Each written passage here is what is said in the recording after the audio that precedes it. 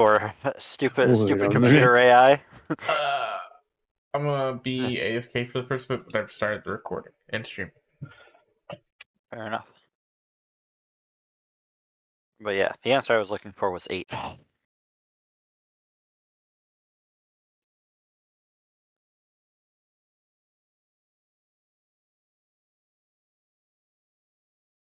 Which I probably knew, but it's one of those things that, like, you know, because I was trying to think of it, I didn't remember. Come on, what are you doing? No.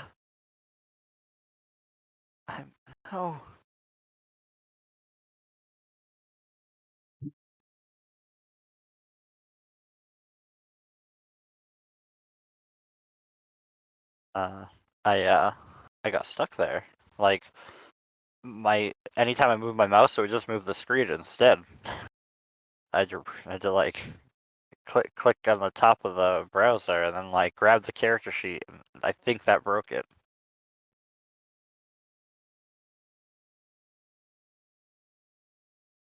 That's not good. Yeah, I'm sure it's just, you know, weird Foundry thing.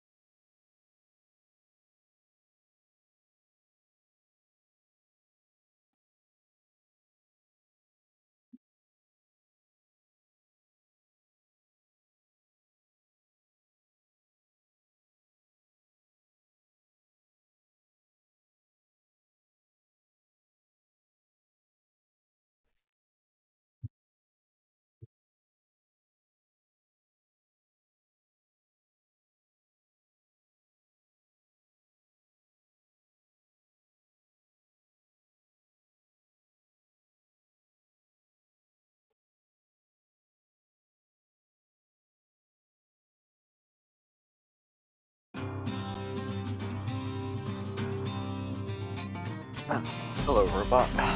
Well, howdy. And that was a robot. You sound an awful lot like Stone.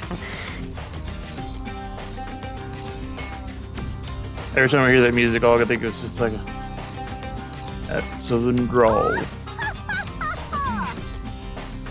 Hey, do you guys consent to having an AI robot hang out in the chat and record our sessions so that they can alpha test some really great note-taking software? Oh I my promise God. that your voice will not be stolen. AI is replacing me. I'm sorry I missed two sessions. I mean, stealing my job too. I mean, Really? AI looks at houses now? Is that... no, the note. That's what. Oh, okay. I thought this was a real existential crisis that was happening. No, the robots have not been able to do what I do yet. Okay, would that be all right though if we tried it out? Wait, what is it? Like, can you explain more? Yes, it is a note-taking program. So it's an AI Discord bot. It hangs out in voice chat, and it just listens to everything we say. And then, like a courtroom stenographer, it writes everything down. It says, "Cryptic Muffin said this," and then Spoon Dirk Grom said this, and then it sums up the session, and then it gives us a highlight reel if it feels like anything cool happened, and then it stores it all on like a website that we could all go look at to like see how the campaign's going, and it even can build profiles for characters and factions and locations as we go. So it's like if World Anvil filled itself out as you played the campaign. When you say it records us and transcribes it, does it save our voices anywhere? I asked them if it saves our voices, and they said no. They said they don't have the room for that kind of storage. So as soon as it's done transcribing, it dumps it. Okay. Okay. Is there any TOS you could link us or anything? It's so alpha. There's no TOS currently. I did ask like, what about like copyright of like, what if it's a completely homebrew campaign with completely original characters? Like, you're not gonna like steal somebody's Jester Lavore, are you? And they're like, never. So I'm like, okay, that's cool to say. But it's up to you guys. If you guys don't feel comfortable, then we won't use it. But I mean. Nah, I just want to talk in a very like hard accent to throw it off because I'm. Yeah, actually, they would love that. I've in the 1 hour. Hard accent though. The 1 hour I've been using it, I've broken it about 7 times. So. I'm up to use it. Okay. All right. I want to also express I am nervous about it recording and saving my voice, but if they say I don't have room for that, then obviously. Yeah, I mean, sold my soul to the government. Do you think that you're gonna replace the wannabe Scarlett Johansson for ChatGPT? Is that? Yeah.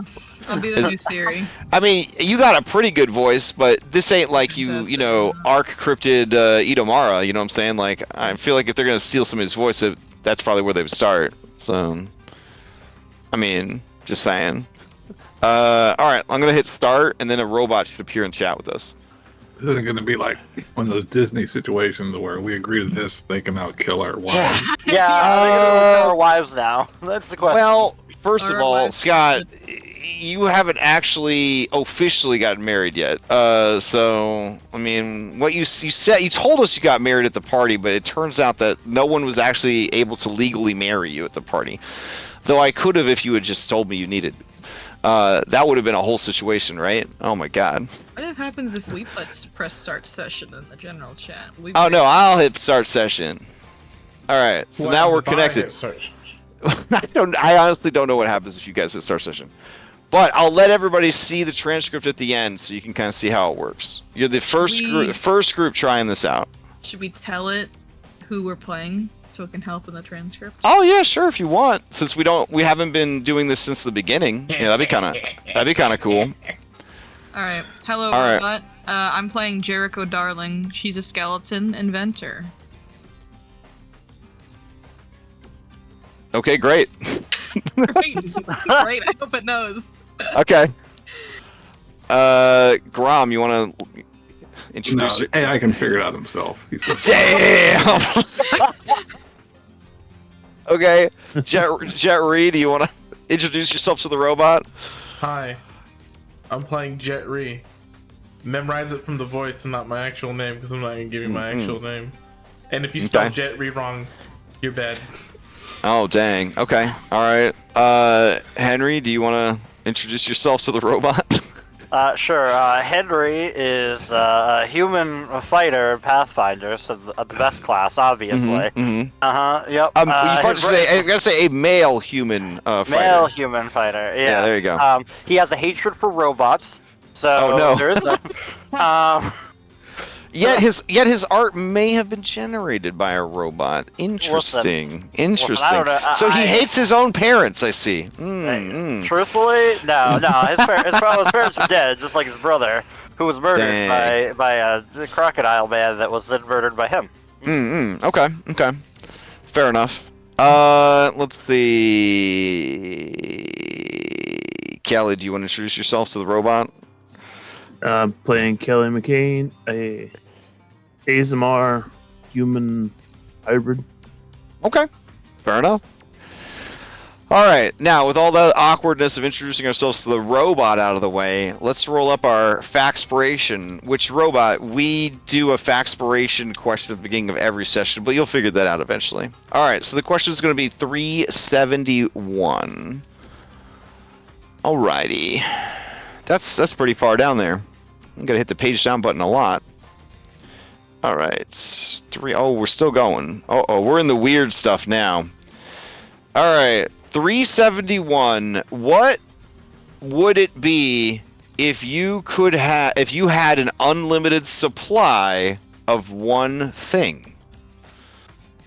There's probably a better way to write that question, but yeah, because the hit points. I mean, listen, however you want to answer it. All right, I'm going to throw that out in the chat while you ruminate on that question. Would anybody for a third hero point and a third hero card draw? like to sum up what happened last time, which I think was last week. I think. Here, I'll just roll one. All I see is a expertly drawn Tarrasque, sometimes called a Tarasque, and then Casey Jones. That's all I remember. All right, we got 13 from Henry going once, going twice. All right, sold to Henry. All right. So last session we returned to our goal. Not a side mission at all. That's derailed us from some of our primary objective, but our only primary objective of saving Jericho Darling from their petrified state. We go through some jagged stone desert areas where the chill permeates our marrow, and rhyme crackles along our equipment. It turns out we come across a haunt, one of a group of fans to some death metal band. Fortunately, Jet is pretty decent at comedy performances, and just faking death metal concerts, I guess, as a group. So we're able to move along without having to deal with them for too long. Eventually, we return to the dark necromantic hole where Jericho was left because they were far too large to carry. When we get there, we find some kind of horrible, I don't know, like effigy-esque type construct as a shell over a Jericho, which looks like and talks like Jericho. I don't know. I don't understand how it works or why it worked. All I know it was trying to kill us. We tried to, assuage it by pointing out, Jericho as a person and us and our relationships and whatnot. It wasn't going so well. Fortunately, during the many escapades, we eventually have, Grom. Grom was able to perfectly throw a needle into the mouth of Jericho, freeing them from their petrified state. The construct armor surrounding them begins to glow like a video game boss from like Super Nintendo. We try to escape. Some people get caught in an explosion, others don't. And I think Woodshop actually helped save somebody, so there was that. I mean, good on Woodshop. And Grom saves Jericho. Look at that. As a team, we get together. We, kind of share the quick beats of the important things to Jericho, such as like, hey, there's a cool mummy dude. Jericho's ever looking for mummy dudes. I remember that was important to me. We eventually go back to the. We eventually go back to the Boat Inn Ranch, where we crash for the night, and we kind of sit down and figure out what our next goal is, reminding ourselves what was going on in the campaign before our Jericho side mission. We have to go to the gunworks, basically the military R&D fortress for Alkenstar. It's a bit outside, and it has that super gun that some people are desperate and eager to use, and there's some of us who think it's a really stupid idea to use it. I don't know. Turns out some people messed with some time streams, and there might be some kaijus that might be getting out early. Sure, that has nothing to do with us. And a completely arbitrary side mission that ended up being a whole book, I think. Anyways, now that we've completed the 3 quests and collected some various items, treasures, whatnot, we are trying to come up with a cover story for the gunworks. I think we're engineers of muscles. Our game plan? Go there. And I think that's mostly, I'm sure I missed some things, but that's basically the important bit. So we need to go to the gunworks because that's where our lead is currently. I think we're looking for, like, Jericho's brother? Yeah. I think we're headed to the gunworks because we are aware that the kaijus are waking up, and we need to, like, let them know because we fucked it up. Yeah, there's that too. There's two wizards there, one from Nex, one from Geb. We think they're there anyway. And they have the formula for Pyronite, I think. I think we need to murder them because the Duchess was like, yeah, no one can know about the Pyronite. And then Vashon and Jericho looked at each other like, we know about the Pyronite. And they're like, except you guys are cool. Everyone else needs to die though. Okay. That's good stuff. All right. Alright. Take your third hero point, your third hero card draw. Everybody, of course, needs to discard their hero cards from last week and draw new hero cards. Don't be like those Tuesday night players that always forget. Tuesday night player. Those Tuesday night, I don't think I said a single player. I didn't want to call anyone out in particular. Someone that is known for summoning, you might say. So. Yeah. Yes, the character who summons frequently. Could be anybody. Could be anybody. That's why we don't want to call them out, make them feel bad. You know what I'm saying? So. I would never. Exactly. I'm staring daggers at you right now through the internet. I'll save it for tomorrow. I'm gonna be professional tonight. I'll save it for tomorrow, where I will not be professional. Okay. Does anybody want to answer the question? If you had an unlimited supply of something, what would the unlimited supply be? This is to get a Faxpiration, a D3 that can be added onto any dice roll. We got a 13 for Jericho Darling. We got a 5 from Kelly McLean. Going once. Go. Oh. We got a 4 from Grom. We got a... No, wait. Oh, yeah. We got a 4 from Jet Ree. All right, going once. Going twice. Okay, sold to Jericho Darling. What would you have an unlimited supply of? Best Now, one would friends. think that the answer would be a glass of milk forever, or bones, her favorite treat. However, Jericho Darling would benefit and would love the ability to spend as much time as she wanted working on her inventions by herself. Oh. She wants an infinite amount of time in solitude to work on her inventions. I don't believe Wow. that. I don't believe that. Okay. You want an infinite supply of best friends. I The believe best friends that. can be there too. The best friends. Well, can with time, wouldn't you yeah. have infinite best friends? you know, true. Depends on your charisma score, honestly. It's low. Yeah. Jericho sounds like she wants to become a lich. I'm already a skeleton, so I'm I already know. kind of You're on your halfway way. there, you know. All right. Sounds good to me.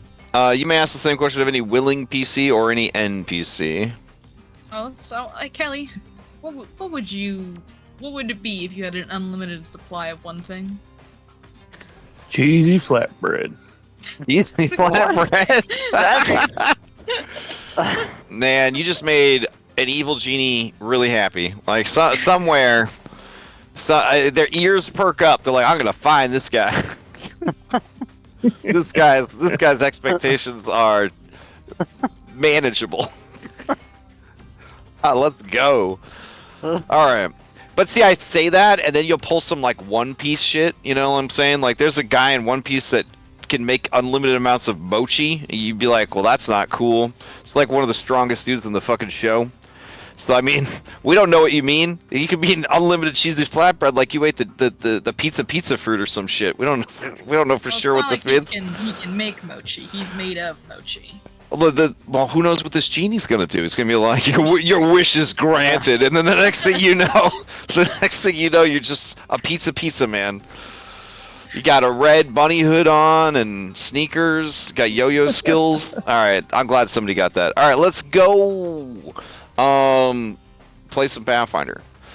Let's see. Before we do, I was thinking about this while you were doing the recap, and I was listening to all your beautiful voices. One of the things we could do as a compromise to this alpha testing of this note-taking bot is we could also just open every session by saying, all participants in this session do not waive our rights to any of this creative material or our own identities and voices.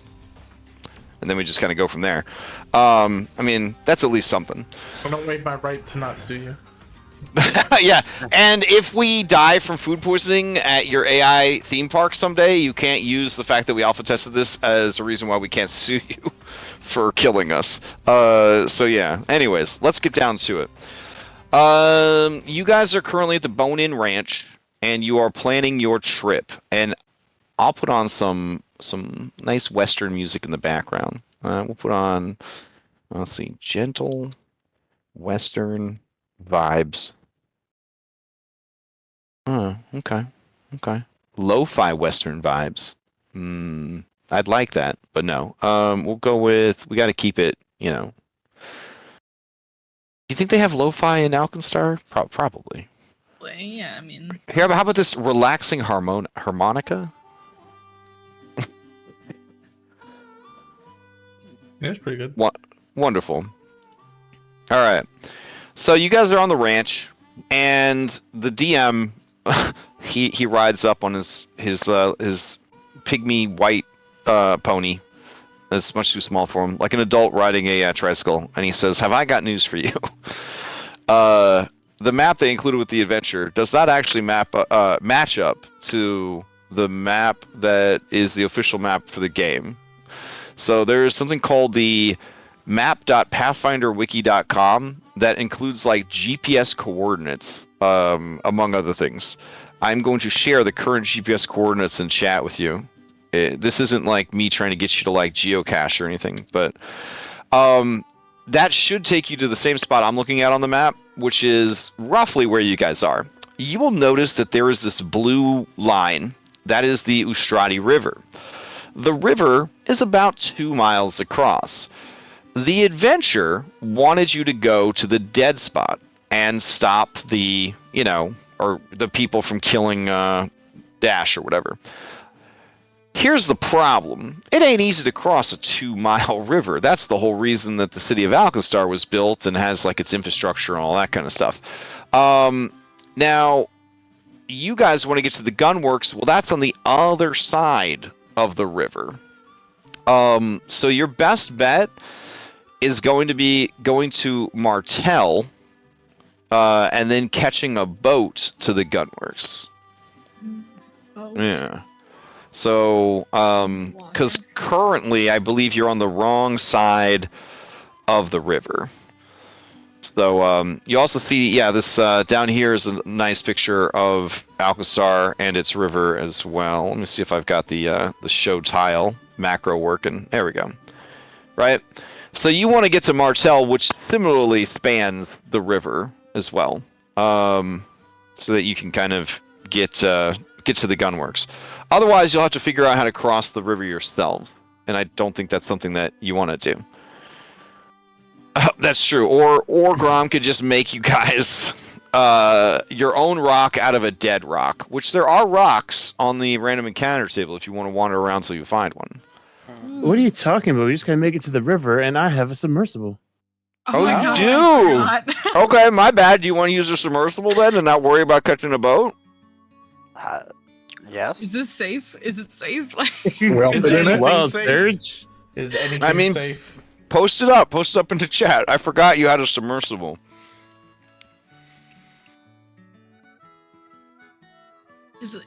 I'm glad I didn't invest a lot of my time into coming up with a fun riverboat adventure for you guys. Well, there's one thing we're good at. It's skipping content. That's all right. I got another group. They're all about hitting all the content, making new content, hitting that content twice. The bathysphere, yeah. The fuck to the For back 1 hour, though. You could cross a 2-mile river in 1 hour. Yeah, I mean, Right? you walk 3 miles in an hour. Yeah. Okay. How long is it from Martel to the gunworks? Oh, it is from Martel to Gunworks is 46 miles. Okay. Yeah, this thing can swim 20 feet every 6 seconds. So I mean, so we can probably use the crossover to get to Martel. for every and then we can take a movement boat. action. Well, Martel's actually pretty big. The city of Martel is in the Grand Duchy of Alkenstar, along the Ustrati River, west of Alkenstar and east of the Gunworks. Its most notable features are the 2 enormous buildings that make up most of the city, which are connected by a number of stone and metal bridges. The Grand Duchy of Alkenstar maintains an extensive treasury in Martel, composed of vaults below the city that are guarded by both clockwork and explosive traps. The Grand Duchy's gun marshals make their headquarters in Martel. Additionally, the town is a center for banking in the Grand Duchy of Alkenstar, where the financial practices are as advanced as Alkenstar's level of technology. So if Wall Street became a steampunk city. While this makes Alkenstar effective in their financial dealings, it has left the city state with a slightly less than trusted reputation throughout the Inner Sea region. Because nobody really trusts rich people, I guess. Well, Nope. Not going to make any political comments. But it is a large enough city. It is considered a large city that has a 10,000 plus population. So Martell just ain't no like fucking like cowboy town down the street. Like it's a legit like city. Also, Basphere wouldn't work. We'd have to take like 6 trips with mounts. Oh, if you wanted to keep the mounts, okay. We need to Basphere keep is the 1 mounts? person, it's 4 passengers. I just paid a bunch of gold for this mount. I don't want to lose it. Oh, fair enough. Yeah. Okay, well, we can use the boat or your submarine as like a getaway if we need to. It's backup plan. Backup plan. All right. Well, let's start heading towards Myrtle, and we'll take a boat across, and we can chart a boat to the gunworks. If we have to. Yeah, it would take. Would you prefer to walk? I mean, we have rules for that too. Let me grab the Pathfinder 2 hex crawling rules. We're good. Listen, also, there are heavy storms in my area right now. Just gonna be just so like as a note in case I disappear. That's why. Interesting. Nice setup for someone that doesn't like doing overland travel. No, I'm just kidding. I mean, I can screenshot what it says. Like, Why did we buy you could these look. mounts? You know where I live. You can look it up. We got him from the ranch when we were leaving. Yeah, you guys got limited edition mount too. Look at this bad boy. What? I should pay the gold for that one. Mm-hmm. Alrighty, so travel speeds. Depending on how the GM tracks movement, blah, blah, I track it with the table you gave me, okay? I don't play Pathfinder to work hard, alright? Fucking do all the work for me. This ain't 5e. Alright, average speed in the party is what, 25 feet? But you guys have mounts. Mounts have a 30 speed, I think. So, that means you can travel 24 miles in a day, according to the rules. The rates on the table assume that it is flat, clear terrain, and you're at a determined pace, but one that's not exhausting. If it's difficult terrain, such as like the mana waste with no roads, it would be half the listed movement rate. Greater difficult terrain can make it even worse, etc., etc. That would be like extreme mountains and swamplands and stuff like that. So the Bone-In Ranch is near a road, ish. So it shouldn't be too bad. You're gonna backtrack to the road, head down by the river. Maybe from like a smaller town along the river, catch a boat to Martell, and then from Martell catch a boat to the gunworks. Does that sound right? Yeah. Or yeah? Okay. All right, we can make that work. All right. Any last preparations you want to make at the Bone-In Ranch before you head out? Seems like you guys are pretty cozy there. We rested here, right? Mm-hmm. Yeah, you guys would have gained the benefits of a rest. All Can we right. get healed up to full? Yes, with Kelly, because Kelly has the feats for it. You guys, if it basically anytime you have a couple of hours, you just get healed to full. Check my. All right.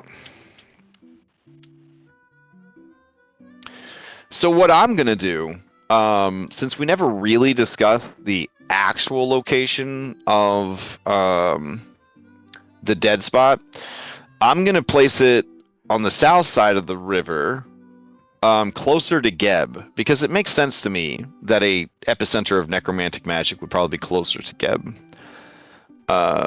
So if we go to the leaving Alkenstar page, get you guys over there real quick. There we go. I had to love the name Crash. The what? You see my note there? No. Well, no. Skeletal Pachycephalosaurus, asterisk, as built by British Museum. Nice. Those are some of the cheekiest Pokemon ever made. Let's see. Here's the map of the region. Background. Alright. Hey, how come you didn't update the background? Why are you doing me like this? That just says airship better. Alright, let's try again. There we go. All right. You guys are standing on the map. All right. Okay. So over here, we got Gunworks, we got Alkenstar, and then we got that little blue line. That's the river. So I'm gonna just draw all over this bad boy. So I'm gonna say that the dead spot would be here. Oh, why is the drawing tool not working? Oh shit! Wow. Why are you being like this tonight, Foundry? And then Martel is. Oh my god. There you go. Perfect. All right. So yeah, you would just go northwest, or yeah, north by northwest, and then you would get to Martel, and then you go across. Otherwise, if you tried to go straight shot to the Gunworks, you wouldn't have to cross a river. You are actually on the right side of the river, but you would it'd be like doing the mana waste all over again. I don't think you want to do that. So, all right, cool. Then you guys begin your journey. All right, cool. Let's see. If you guys are okay with it, I'm thinking maybe we don't need to roll for random encounters in our milestone-based game that's heavily plot-driven, since you've already spent several weeks in the mana waste. Is anybody cool with just... We can pretend, you know, like, oh, we ran into some, like, I don't know, we ran into some rocks, maybe, we killed a few. You know, we put them in jars. Okay, so you do want to roll on a random encounter. No, thank you. Okay.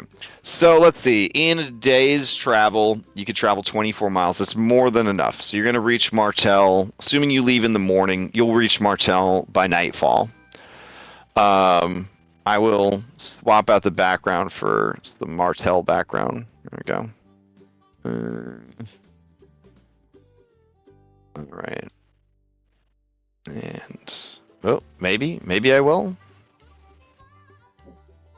All right. Running a little slow tonight. Oh yeah, it's thinking about it. It's thinking real hard. Is the AI eating your processor speed? No, it has nothing to do with Foundry or my browser. It's just a bot hanging out in the thing. Actually, Discord is everybody's super left. intensive. So, I don't know. Oh, there we go. All right. Your robot has left us. Oh, did it leave? Yeah. I got upset at my comment. Did it really? Dang! Wow. Okay, that's interesting. I'll just let them know that it gave up. Here. Maybe all those words saying that we don't consent. Like chase it off. Here, I'll see if I can get it to rejoin. Hold on. I don't want it to become a distraction, but I am kind of curious about getting this how this tool is going to develop and work. Alrighty, so this is a continuation of the previous session. The session that we listen. Let's just keep going. All right. So as you arrive in Martel at sunset, you can see that it is in fact a bustling steampunk city that is tremendously opulent. Anybody with a larcenist heart, you're probably wondering, like, how does this city defend itself? Because it doesn't seem very well defended. It kind of has the sort of a brass balls, like, look at how wealthy and successful we are vibe, which those of you of a more cautious mindset might be wondering, where are the defenses, right? Like, they've got to have something. But everywhere you look, there is commerce and industry. The walkways, the sky bridges, the riverways, the canals are constantly in movement. It's like a very poorly managed Sim City, or I guess they call it City Skylines nowadays. Traffic just chokes every thoroughfare, every walkway, every waterway. This place is densely populated. And you do see the two massive towers. Think of the towers. Did you guys see the Judge Dredd movie with what's his name, Keith Urban or whatever, where he went into like a super skyscraper, where like an entire like city worth of people lived in the skyscraper? Anybody? I Yeah. saw the Yeah. Sylvester Stallone one. Okay, then I mean, it wasn't. It honestly wasn't as good as the Keith Urban one, but you know, it's okay. It's okay. Excuse me. It really wasn't. It I really saw wasn't. the one with Dwayne the Rock Johnson, the skyscraper.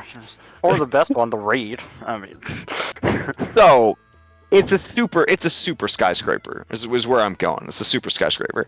So there's two of these super skyscrapers, and that's the main structure of the city, as you kind of see them in the artwork here. And then there's like smaller, buildings and stuff around it. But that's sort of the epicenter of the city. Is these twin towers, one might say, in the center. Whew. All right.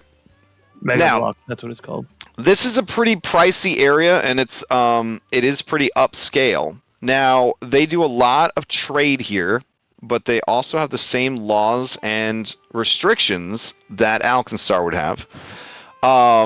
However, the black market here is very accessible. A pretty low thievery check, or a slightly higher society check could get you access to the black market, where you could purchase level 10 or lower gear, even if it has the magic tag. Level 10, you say? Mhm. oh, could we also sell off all these guns that we don't need anymore? Yeah.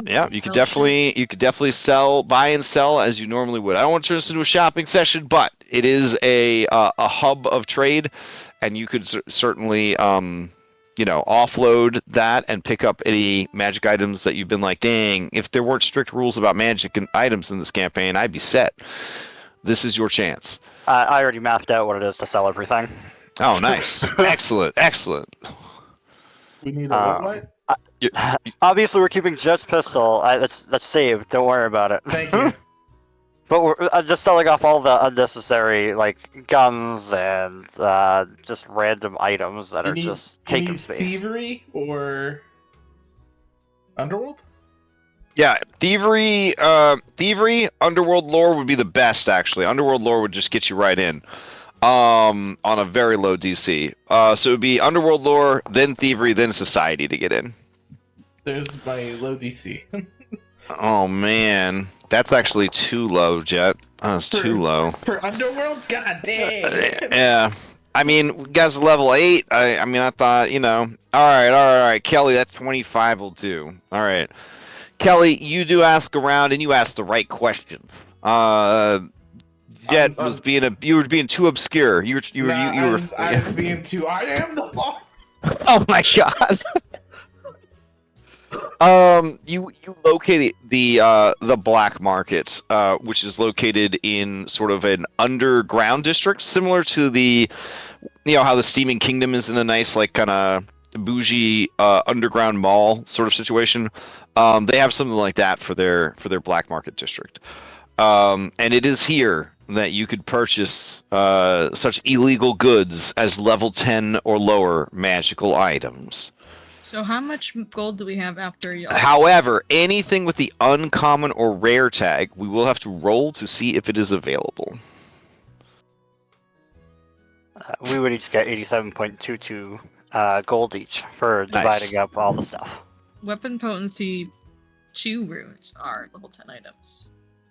They are also $1 million. I know, they have $1 million. Yeah. That's We- what we I should- wanted to ask.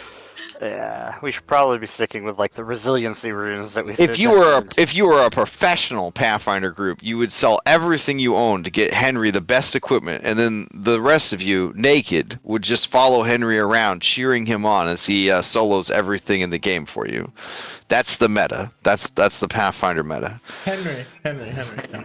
yeah. Now that you've cleared up your room for carrying things, right? You know what you could buy here are stacks of storage or whatever the hell they're called. Spacious pouches. Spacious pouches.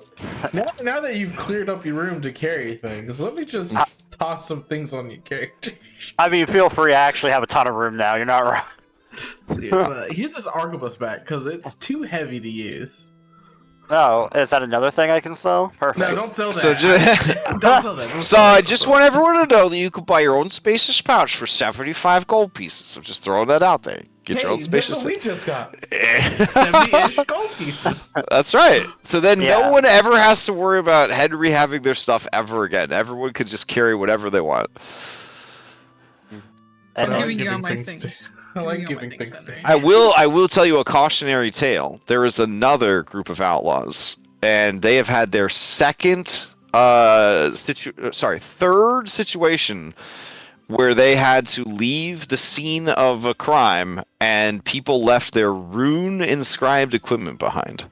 Ooh, that's Ooh. tough on them. I'd hate to be Yeah, them. yeah. So the third time this has happened. Alright, so I'm tying a string on my hammer and putting it on my arm. Well, I think they thankfully, make. all I my think they rune actually stuff are on. made chains for guns. I think they do make things. For Yeah. Yeah. I think they. And do that was the actually meta in do real that. life cowboy times. Yes, it was. I am gonna buy a resilient rune while we're here. All right. I trust everyone, since we all have access to the same stuff, to make the right moves and the right decisions and all that. Okay.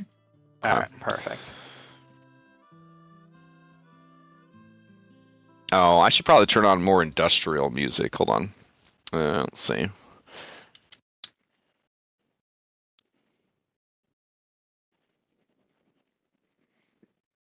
Got me thinking about SimCity now. Oh man. Metropolis. That's a sick jam. Let's go with City though.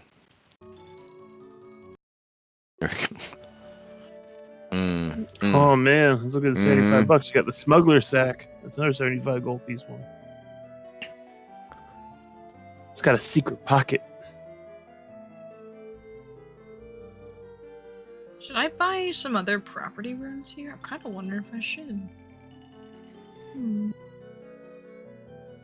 Sorry, this is not a shopping session. I'll quietly do it. No. while No. This is shopping If it needs to be a shopping session, it could be a shopping session.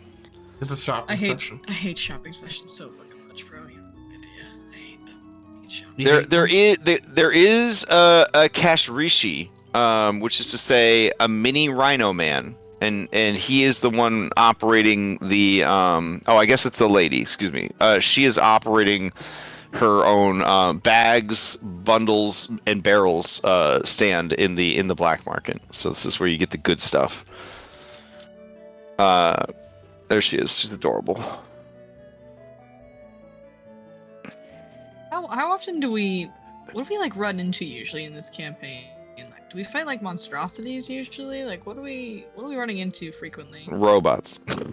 Robots. Can I get a robot bane, a construct bane rune? Is that I mean, real? if you could find such a rune and it's common, you can purchase it without asking. If it's uncommon or rare, we have to roll for it. I gotta see if construct is an option. Oh, I it's s- uncommon. I mean, we could check. We could check for it. Sure. Okay. So uncommon in this area, we're gonna say is a 50% chance. This we're going with a D100. If it's a 50 or less, they got it. Alrighty. Do you want me to roll? Yeah. Okay. Go for it. Put fate in your own hands. There you go. All Alright. I'll buy that. Okay. 100. Yeah, I don't have the official stats, but I think that construct has been the most common thing you've fought. And then I would say undead was the second most common thing you fought. I was thinking about that too. It was like undead or construct. I feel like it could be a good one to pick up, but I'll go with construct. Both of which are rough for, I don't know, a swashbuckler, which is one of the recommended classes for this campaign according to the player's guide. And then the third most common thing you fought are swarms, another thing that a swashbuckler has no business fighting. I'm gonna pick up some armor runes as well. I'm just gonna quietly do that. Okay. How much money do you have, by the way?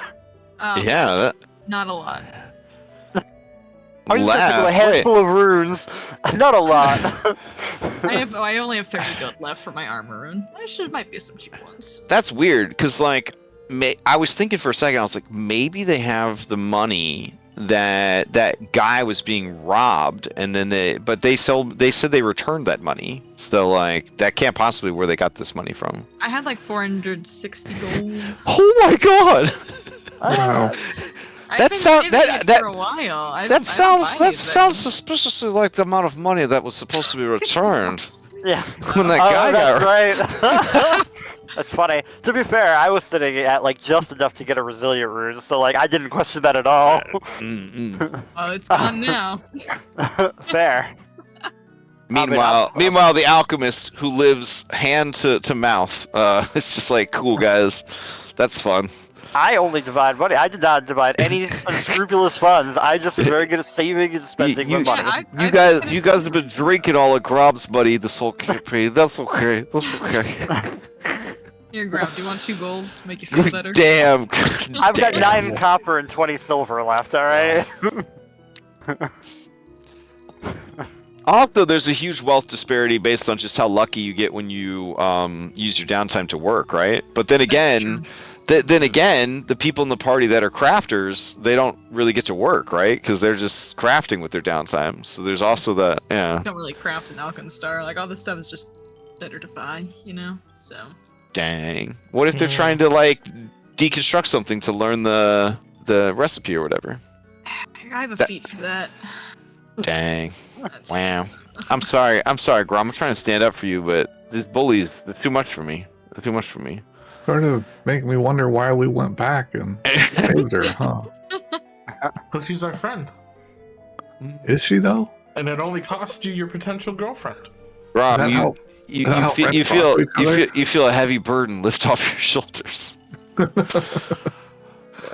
Henry, you feel a heavy burden return to your shoulders. Yeah, I don't think it ever really went away. You're not picked on, you're not loved. I don't know. I'm not gonna know that one. The 80s and 90s were a hard time. A fun time, but a hard time. Alright, sounds like you guys have all your stuff sorted. Now you need to book passage to the gunworks, yeah? Yeah. Okay. Alright, let's see.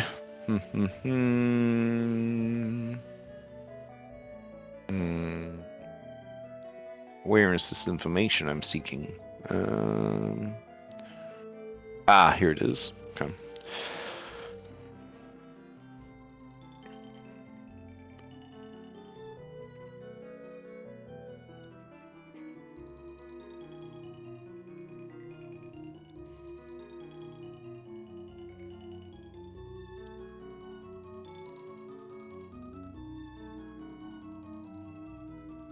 Alright. So I will just need a Society check. Or actually, I'll just take a recall knowledge from everybody to sort of track down some potential ways to get there. Alright, I'm excited for this roll. Okay. Alright. Okay. Grom, you get some good leads. Jericho, you're too busy shopping. Henry, you try your best, but don't have any skills. That was true. Alright, so the other two want to roll, or are we just going to go off of what Grom found? What do we need to roll again? Just a recall knowledge. You can just hit that recall knowledge macro button. I don't have one. Okay, Kelly, you are too busy making sure that Jericho doesn't get arrested. Makes sense. Yep. It's tough, honestly. I at least do crime at least twice while we're here. Well, you did at least once because you went to the black market, which is illegal. Oh, true. So at least 3 times now. Wow. Okay. Let's try to give you the benefit of the doubt there. Jet. Yeah, you have a lead. But it also overlaps with the lead that Grom found. So your mutual lead is the Swiftwater skiff this sleek, fast-moving skiff captained by Captain Celine Gale, a daring and no-nonsense riverboat pilot who is known for her speed and agility on the water. It is her boat, the Swiftwater skiff, is designed for quick, stealthy travel, making it ideal for avoiding the dangers of the river and for, maybe a little smuggling. Oh, a little smuggling. Yeah, she is a smuggler. And she is planning to head to the gunworks. She would be willing to take on some passengers for a price. That price could be lower if you were willing to fulfill a favor to be named later. Oh. Uh-huh. Oh. Oh. She a smuggler and a smuggler? Oh, dang, bro, I'm blushing. Maybe. Because this is a fantasy RPG, she, I don't have to even, but it's modern day times. I'm not going to describe her appearance to you other than to say that she is beautiful, capable, and fun-loving. Grom, another option you know about is the Rusted Barge. This is a large, slow-moving barge operated by a crew of eccentric but friendly scrap goblins known as the Rust Hands. The Rusted Barge is a floating junkyard piled high with scavenged metal and mechanical parts, and it chugs along the river powered by an ancient, sputtering steam engine. Rumor has it that the engine is a living thing, and that they feed it choice bits of garbage to keep it happy and motivated. Anyways, it's a very big vessel. They have their own workshop and warehouse on the barge. But the barge is very slow and frequently the target of river pirates. They would gladly take on some capable adventurers for free, but you would have to agree to protect the barge against anything that would try to do it harm on its slow, methodical journey to the gunworks. I'll tell everybody else about that one. Okay. And then the third option is a riverboat casino. Which is a little bougie and a little pricey, but it is luxury. That's what these degenerates want. That's how much it costs. I think we might have just spent all our money. Yeah. Beforehand. Good, well played, DM. Anything you want. Yes, please, spend all your money. You won't need it for anything. Alright, hold on a second. I kind of want to go on the goblin boat just because I want to see their intelligent motor. You don't have to tell us about the other parts. You can just tell us about that one. Yeah, you're the one that got the information. Like, if this were a TV show, I'd want to see that particular run. I don't know how I feel about it as a player, but it's your choice, Grom. I trust you. Well, Grom, here's the information about the Gear Smoke. The Gear Smoke Riverboat Casino is a luxurious riverboat casino and has become the epitome of opulence and entertainment on the waters of Alkenstar. Once a humble cargo ship, it was transformed into a floating palace by a group of Nexian financiers. Let's see. I don't think you rolled high enough to know more details about these financiers, but that you do know they are from Nex. The ship now caters to the region's elite, offering a place to escape the grit of the city while indulging in high-stakes gambling, fine dining, and nightly entertainment. I tell everybody about all three of them. Okay. Do you want a analytical pros and cons for each of the options, or do you guys want to infer those yourselves? We can infer them. Okay. What's the price on the gambling boat? The gambling boat is oh my god. The gambling boat is 15 gold per night. or day essentially, that you're on there, which is a lot of money for like a commoner, but barely any money for a rich person. That does include three meals, and your room. How many days? How many days would it take to get there? You would be on the boat for at least 2 days to go from March Hill to the gunworks. Okay. So about 30 to 45 gold per person. And we've got our BT and our animals. Yeah. Yeah, there would be a stabling fee as well for the animals. Put up a poll. Oh, okay. All right. I'll get a poll up. Let's see. I mean, do we want to have a group discussion about it before we start, picking? Listen, I don't know about you guys, but the Pathfinder swimming rules are really scary. So, like, I'm not saying I almost drowned Saturday night, but I almost drowned Saturday night. I don't want to repeat that again. You know what? You know what? When I was hanging out with Dom earlier today, he said it doesn't matter what options they have. Someone's gonna tell them about Saturday and how they shouldn't go near the water. I almost drowned, and then I found out an hour later I had to swim speed the entire time. It was fantastic. That sounds pretty normal. So. Yeah. It reminds me of like something that might happen on a Tuesday night. I don't know. Anyways.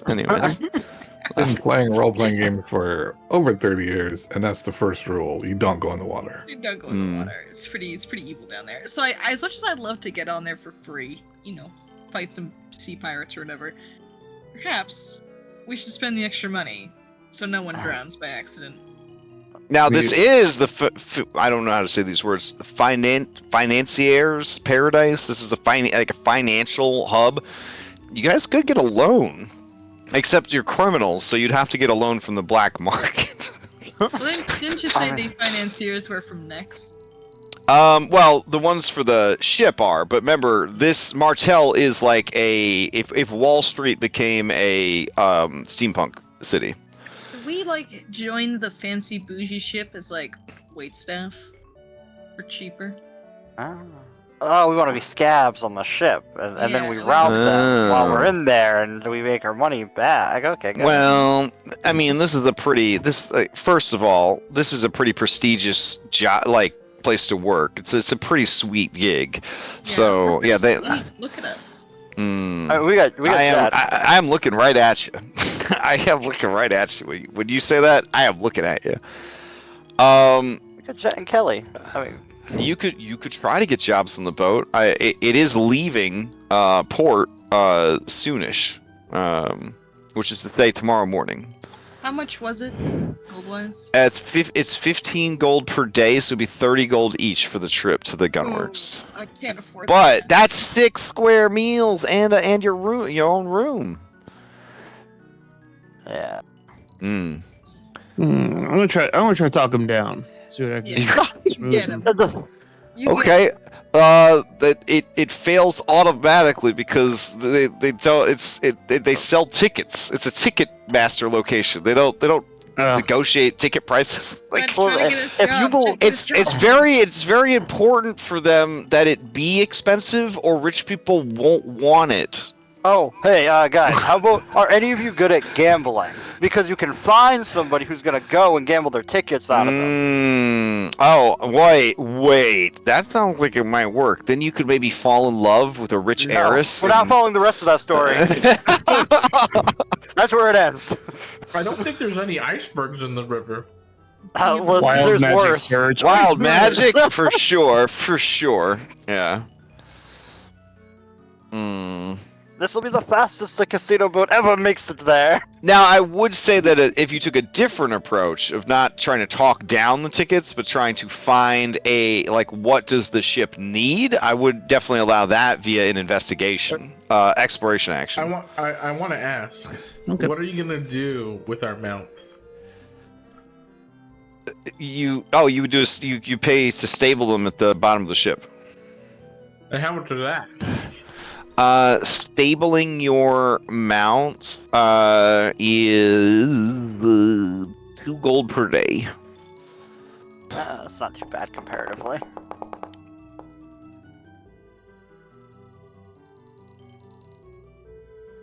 All right, Kaylee, go get us jobs. I mean, we can still take the Bathy Sphere. Oh, no, we can't because it's like too far. Bathfair only is like around for an hour, and still takes us more than an hour to get there. Yeah, by river, you guys are still about 40 miles. Oh, okay. Yeah, Take the goblin boat. that's true. It's free. Free. Free goblin boat. Free What is that? rust. And nobody has fun like goblins have fun. Mm-hmm. I I don't did know. Does the the Goblin gathering Boat take the boat. same route? It means it's the same river. Yeah, I mean it's so, the like, same. Yeah, it's the same river. Yeah, but it would take the goblin thing probably 4 days to get there. Because that's I mean, how are we it on a just it time goes real crunch? slow. I don't think you're on. I don't think you're on a time crunch. I don't think we are, right? Yeah? Like, Yeah, sure. I guess, mean, you I know. guess maybe we are because they have a nuke. Yeah. I mean, here's the thing, though. We like, you know, There was luxury- a movie a long time ago called The Sum of All Fears, and I remember Ben Affleck. He turned to Morgan Freeman. He said, "Are we on a time crunch?" And Morgan Freeman was like, "I don't think so." And then a nuke went off in Washington. So yeah. Were they at Washington? No, they were in Baltimore. Wait, thinking I think that's Baltimore isn't Baltimore what got nuked in that movie? It was a long time I ago. have no idea. This Yeah. robot's gonna have a weird story from us. This is why that robot quit. the first robot couldn't handle it. This robot's doing a little bit better. All right, let's go A to little the more goblin fortitude. party. I'm sure. Ah. Well, did my gather information check turn up anything? Oh, sure. Oh, let me see. Ooh, that's pretty good. Yes. So, you understand that the gear smoke is the current like go-to destination for the absolute elite of the region. After it goes to the gunworks, it's going to come back through, pick up a bunch of fancy pants people, and it's going to take them back to Alkenstar, where allegedly they're going to have a very big fancy event planned, which is pretty cool. Let's see. You also know that there was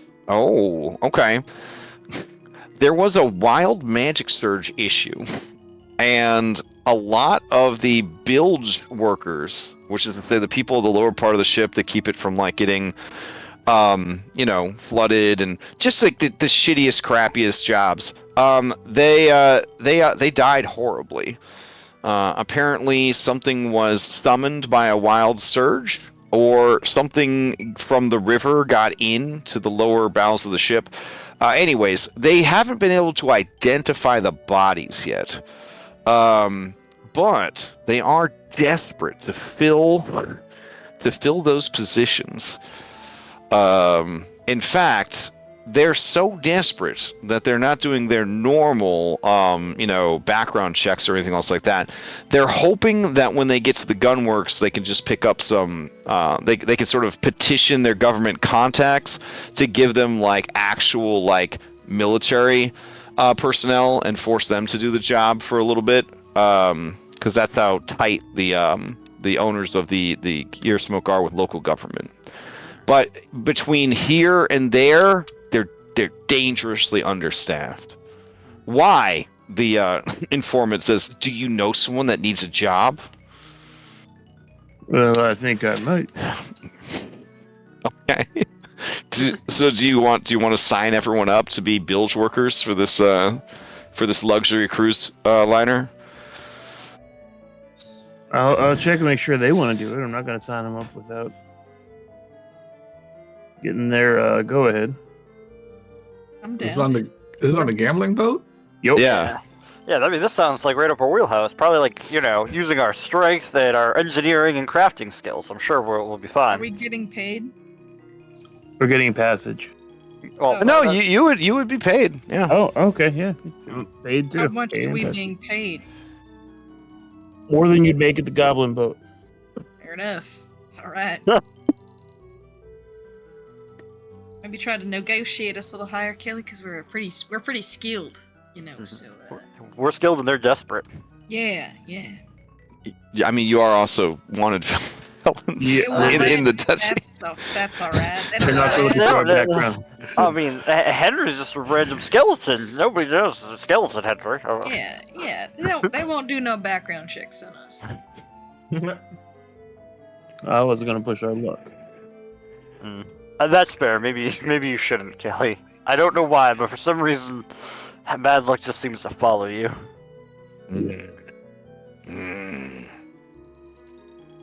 All right, so you're off on your own getting this set up. Do you just kind of take the offer of like entry level bilge workers, just to, temp workers to fill the gaps kind of thing? I'll say I got a couple of alchemists, a couple engineers, and some labor hands. Okay. All right. See if that triggers anything of the oh well, in that case. Oh yeah, so with your investigation, but they say, I don't know, this is pretty short notice. Can you get them here before sunrise? I'll just give a sharp whistle and turn around. Okay.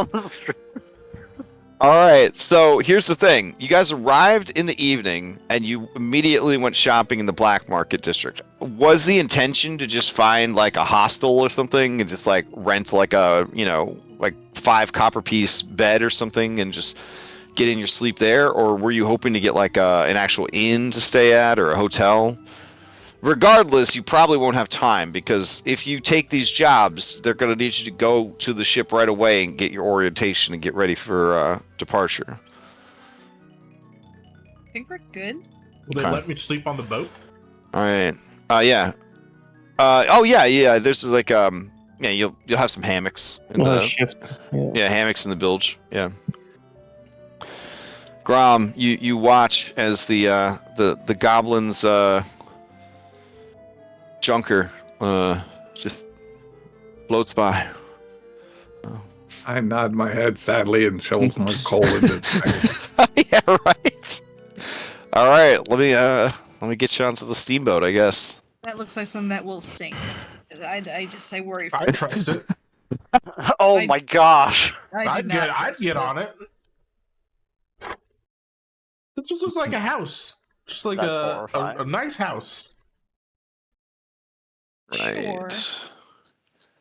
What's some good steamboat music that's not Steamboat Willie? The internet's like, I have no idea. Is there another way to be on a steamboat? Let's see. Working. I think Red Dead Redemption 2 has a steamboat song.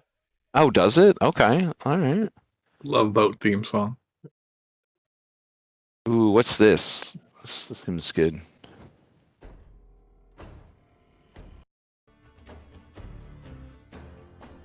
Oh man, this takes me back. Wow, we used to play this before Skull and Shackles. All right. Yeah. So I guess we cut to you guys getting your orientation on the ship. Mm-hmm. All right, fair enough. It is, as you could imagine, a beautiful, basically brand spanking new riverboat. It looks awesome. It's 3 stories tall, balconies all around it, big ass paddle on the back. It's good stuff. You guys are brought on board and immediately led downstairs. They have not cleaned the crime scene, as it were, where all the people died from before. But as they bring you down into the cargo hold, you see that there are metal boxes, there are cages covered with canvas tarps, all manner of crates, barrels, bins, and cargo in general. The man leading you around is definitely got some like earth elemental sort of descent a little bit. He's got like real like dusty kind of skin. His build is just tremendous. His hair is just sort of a shifting formation of crystals. He very, very quickly and succinctly explains to you that don't get comfortable. You're not going to be here forever. Just need you to shovel coal and mind your own business for 2 days. Can you do that? Yeah. Nope. You're going to eat, sleep, and shit in this here boiler room. I don't want to see you anywhere else on this ship. You understand? Okay. Now, Kelly, what is the situation with your mounts? Like, cause, I mean, did you say you wanted to have your mounts too? That Yep. you could offer to pay the stabling fee for them, or you could leave them in Martell, which you'd have to pay a stabling fee here, or you could try and do a request to be like, well, we'll do it, but we want our mounts, and then they'll probably, if you succeed, compromise that the mounts can just hang out with you guys in the boiler room. Nice. Okay. So it's gonna smell like dinosaur shit and coal and corpse, because again they didn't clean up the mess. God damn. Holy shit. All right, yeah. So yeah, they agree, and you know what? You at that point leverage the many skills of your party, hopefully without giving away their identities. And when they hear about training with like crafting and alchemy and things like that, like they agree to stable your mounts for free. I have. So they'll actually won't be with you. They'll be in the hold with all the live animals. I have a clarifying question. Sure. So he doesn't want to see our faces, right? And I point to these people, right, outside of this room, correct? Uh-huh. Yeah, we've already figured it all out already. Well, look, let's put her hand on our hats already. So yeah, I'm asking the guy. I would like to. The player would like to maliciously comply, because if there's ever a fire, I'm not gonna show my face to him. If he gets jumped or mugged, I'm not gonna show my face to him. That's his problem. Now you might be wondering, what about our B team? How are they gonna make it? Don't worry. Okay, when you guys go to find the B team, Woodshop rushes up to you and he says, Guys, you won't believe it. I was bored and gambling, and I won these luxury tickets on the riverboat. Really? So yeah, me and Vashon. Okay. He shows you the tickets. I take one ticket. Are you sure this is real? I assume it is. But it leaves in the morning. I was coming to tender my resignation. Cause For what? I'm on the B team and I'm a crucial member of the team, but it's been very stressful. I was thinking that a cruise is just the thing I need to calm down a little bit. Oh. It's not you, it's me, you know? Well, you know what also helps you? Physical labor. Have you considered getting a job? Well, my therapist says I should exercise more. Yeah, that's great. Yeah. Yeah.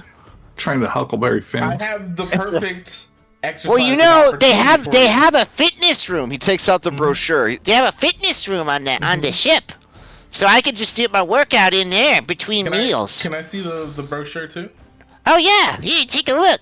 All right, I'm reading through the brochure. I go to stick the ticket in the brochure. I have two tickets. I have 2 tickets. So it's gonna be me and Vashon. Sweep up. I didn't know that Vashon and I were such good friends, but as soon as I won the tickets, he was telling me what good friends we were. Oh, dang. Vashon stands behind him, his face shadowed, and he says, "That's right. That's my best friend right there." Not me, the one who got you the job as a secret agent.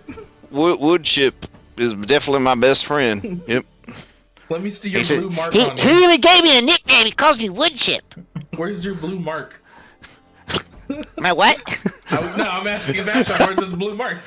Where's your blue mark? He says it's hard to see it underneath this black one.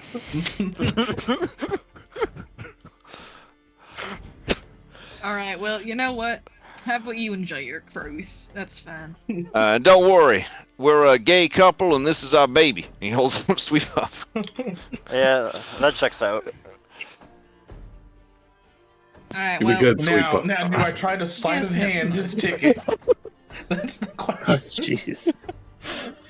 Nah, he's And my then you buddy. and I then you won't do then that you too. then you notice stuck to Vashon's jacket is a small sand squid. how could we forget?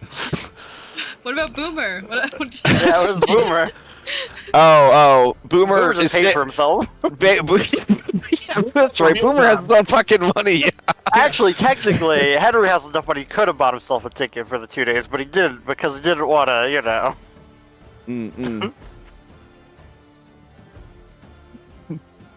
Yeah, Boomer can just buy his own ticket. It's fine. Alright, I think B Team deserves a little vacation. We've dragged them out to the Mana West twice so far, so. Grom could buy tickets, but he doesn't want to leave his friends in the bilge all alone. He could have went to the goblin ship. If he... I would have got Alright. there just in time for you guys to have done everything. All right. So here's how we're gonna do this. First, I'm gonna ask you: do any of you try to get up to fucking shenanigans on this here boat? That will determine where we go next. Choose your own adventure, right? Henry wants to shovel coal for hours on end. Okay, so Henry, I'm gonna put you in the good boys section over here. All right. So anybody going to get up to shenanigans? I am shirking my duties because shoveling coal is difficult, but I'm not getting up in any more shenanigans than that. All right. I'll try and like fix things as Mhm. opposed to shoveling coal. Oh yeah, for sure. Okay. I'm gonna stand next to Henry, right? Here, in case anybody does not know what this vehicle is, and I'm just terrible at describing stuff. Here's a stock image of the actual boat you're on. There it is. Oh, fantastic. Yeah.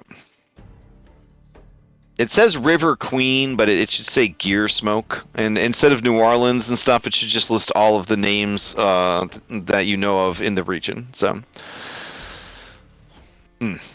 You have heard about the Gear Smoke, actually. It was part of why the nightclub scene in Alkenstar was struggling so much, because the new trend for rich people is riverboat casinos. And apparently there's some tax evasion that they provide also, that having a actual casino in the city is much more expensive. Unlike the real world. So, the most America I've ever seen in a game. I love you, Alkenstar. All right. So I might understand everybody's gonna join Henry in the work hard, be nice club. Yeah, I'm gonna boondoggle over here, pretend to work, cause Okay. I can't. I have no strength to shovel stuff. Jericho, I saw you move further away from the Good Boys Club. Is there something going on there? Yeah. Okay. You mentioned that this river cruise boat was full of Nexian financiers. Mm-hmm. I would like to see if I could put on my hat of disguise, and I'm going to see if I can just do a casual walk around to see if I can hear any eavesdropping regarding possible Pyronite or Gebian alliances being made between these things. Okay. How are you gonna avoid your boss, Peter Pyronite? No, wait. That's just two on the nose. That's two on the nose. Let's see. Peter Pyrite. Sorry, I misread that. How are you gonna avoid Peter Pyrite and his granite Okay. fucking I chiseled use my, jaw? He's gonna stare you down. I use my reconfigure to make me smaller. Okay. And change my bones around. Uh-huh. And then I'll hide disguise myself. And then you'll have a disguise, so you'll be a short something. Okay. Yep. Mhm. That's pretty clever. A short something with very long arms. Yeah, don't question it, okay? It's a condition. I definitely would. I would never question it. All right. Let me see. what do you end up as? Oh. Okay, that's terrifying. Good. Let's see. Wait, that is terrifying. Sorry. That's me. There. Oh God, that doesn't. I don't know if that works out. I mean, maybe. I don't know. I don't know about this one. I think you look great. Yeah. I don't. Will I blend in? Is that? No, like, I don't think you'll blend I in don't at think I'll all. blend in. No, I think. Also, I need you to make a wild magic search check in the Oh, bilge. Sure. Where all your friends are, where a group of people died last week. Alright, let me see. Good. Well, we don't know yet. Let me check the time of day. Okay, Hold on. okay. Alright. Oh, man. Jericho looks like the person that killed them all. You're right. Alright, let me get you to the next day. Let's see. You Hey, guys Brown. would have. I'm assuming as soon as you were underway, you decided to sneak off. So about 8 in the Yeah. morning. Okay. Mom, you're good. You're good at explosions and stuff, right? All right. So that's the 11th of Rova. Let's see. At 8 a.m., someone decides, after 3 weeks of recovery from their last wild surge, to immediately wild surge. Let's see. 11th, 8 a.m. It is actually bronze time. So even though you're out in the mana waste, it was a 6 or less. So you successfully turned into a small urukai. Yeah, I look in the mirror what I look like and I decide maybe I should not get with shenanigans today. All right, there are 2 days. Yeah, we'll try next day. We'll try tomorrow. It's fine tomorrow. All right. So, What's the worst that could happen, you know? Like, don't even say that. if you think that they don't have a furnace golem, you are sadly mistaken. Listen, hold on. Jericho. What's the I worst think you could you're say? What's the worst that could happen? You say in a room where the bones and flesh of the previous workers are still splattered on the walls. Got it. okay. You're great, but if something happens to you, we might have to leave you this time. How about this? I still have my bear suit from when I went to Beartown. Okay. So I have my furry suit. Can I put on my furry suit and pretend to be a sentient bear? I mean, that would just be you be doing a disguise, like like the game describes. You know what? I don't, because you know what I'm gonna do? I'm gonna trust Vashon to be smart enough to realize this might be a good opportunity to eavesdrop, and I'm gonna really hope that he will eavesdrop and find information for us, because that seems like a logical thing to do, and I believe in Vashon. So. Okay, all right, sounds good. Kelly, do you just work hard, or do you try to sneak off and get into shenanigans? I'm gonna try to make a deception. To who? To what? I'm gonna try a mix of speed talking and flashing of a badge, but not long enough for him to see what it is, to say I'm actually an inspector. You're gonna say this to the guy that is your boss that you hired? Yep. This is on this episode of Undercover Bosses. So is that what you're gonna try to pull an undercover boss on this guy? No, inspector from the safety inspector from the city of Merrick to do the wild magic surge. Okay. Is that how you're gonna initially introduce yourself, or and that these are just you're here with these workers, or because if this doesn't go well, then you wouldn't actually be a worker either, right? Like, or are you already established as a worker and now you're trying to turn it around on them? And try to kind of say, hey, I need to do some poking around. Oh, okay. He got Ooh. bamboozled. All right, I'm gonna tell you what. This guy works in the private sector, and he doesn't take kindly to the fucking government. You know what I'm saying? So this is gonna have to be a pretty good check, and even if you succeed on the check, he is actually going to become less friendly to you because he doesn't need no government inspector on his work site without a permit. All right, but anyways, if you were curious what your gold crystal-headed boss Peter Pyrite looks like, this is him. He does carry a sword to work. All right, so you approach Peter, okay, and he says, "What are you doing here? I already told you I didn't want to see your face outside of that furnace." I need to take a look around. Well, I don't think you do. On whose authority? On authority of the city of Merrick. The city of what? Isn't that the city we just came from, Merrick? Mattel. Martel. Martel. Yeah. Martel. Dang it. Okay.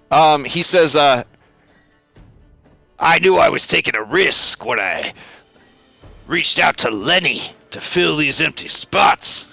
I should have just shoveled the coal myself. But you can try to explain yourself to me. If there's a city authority, I'm sure you've got some documentation.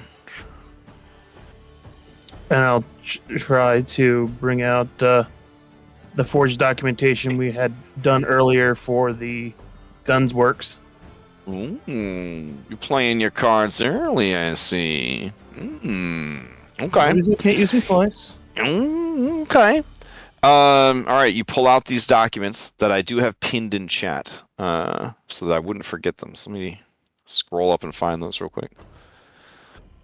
Okay. I'm a person. All right. Let's see. He is going to take a look at them. All right.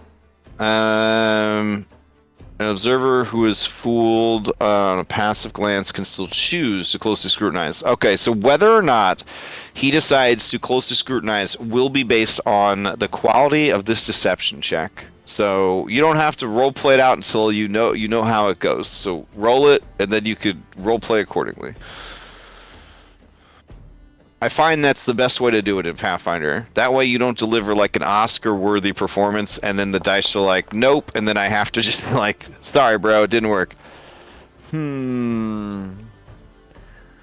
Okay. Good time to use a hero point, I think. Oh. Yeah, one more point. Okay. You do know that this is a level 10 city. Just throwing that out there. I know, but I celebrate little victories. Yeah, I got you. All right, let's see. Okay. Figure 20... if I heap on enough BS quick enough.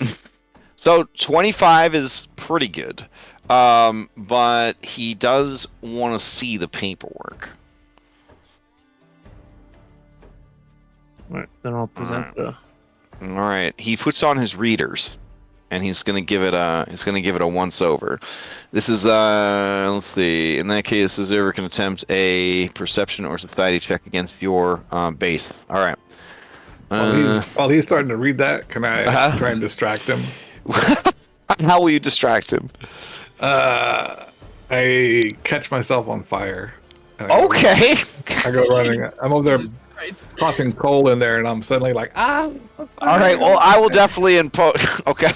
So I know that you're actually setting yourself on fire, so it will at least be a -1 circumstance bonus. However, if you can give me a good deception or performance, then I would make it a plus or a -2 to his circumstance. All right. Let's see. Deception. Okay. Oh, I'll re-roll it. Okay.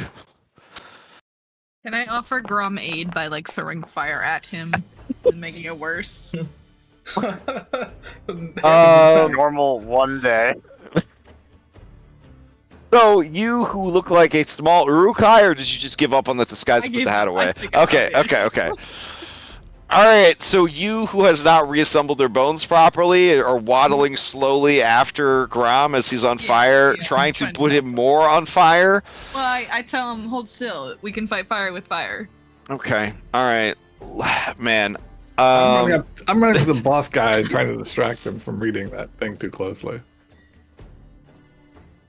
Great, fine. I will give him a -2 to this check. All right. Meanwhile, I was just gonna bon mont, but this is much more entertaining to watch. All right. Let's see.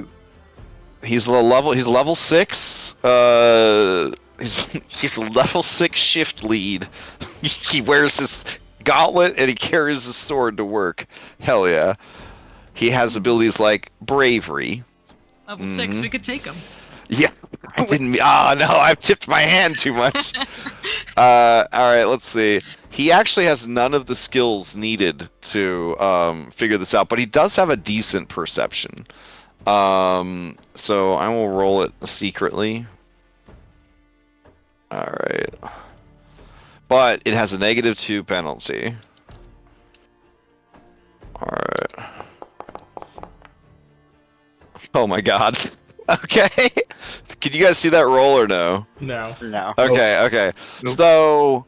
So Grom, as you run up on fire with, I don't want to say deformed, but stump-legged Jericho stumping after you with those long gorilla arms.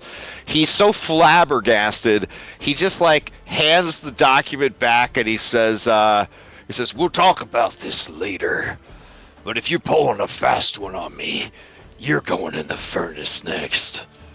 And then he starts, he takes his cloak off and he throws it over Grom and he just starts punching Grom to put the fire out. Thanks, boss. Thanks. But he's level 6, so he can't hit. Rude. All right. So Kelly, do you head off into the to the boat? I guess. I will change into my finery, fine out clothes outfit, and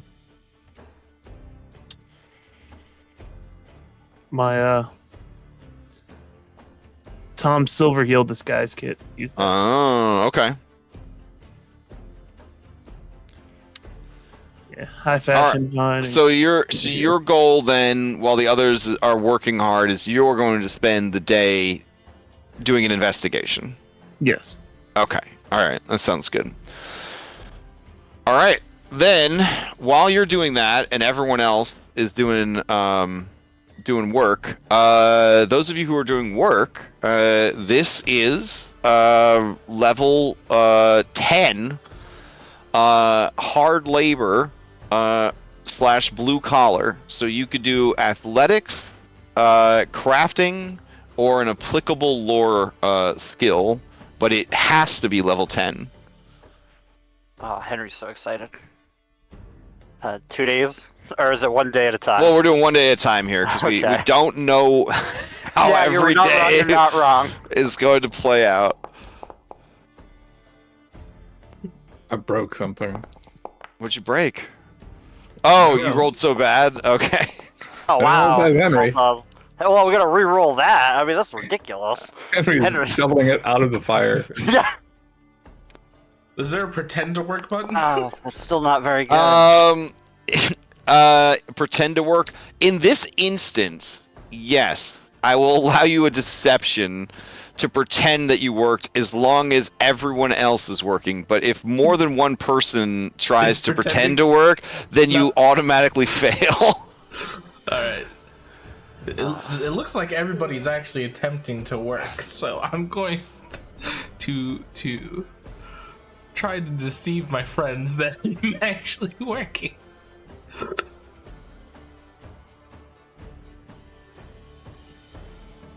Failed by 1? This is bananas. I mean, a level 10 job's 2 levels higher than you, you know? Yeah. It's okay to not make a roll. It's all right. It's not like it's not like someone's gonna kill you over it. My friends totally know that I am not really working. Oh my god, all of you are just dialing it in, huh? You're just dialing it in. All right. 24. Like, what do you want me to do?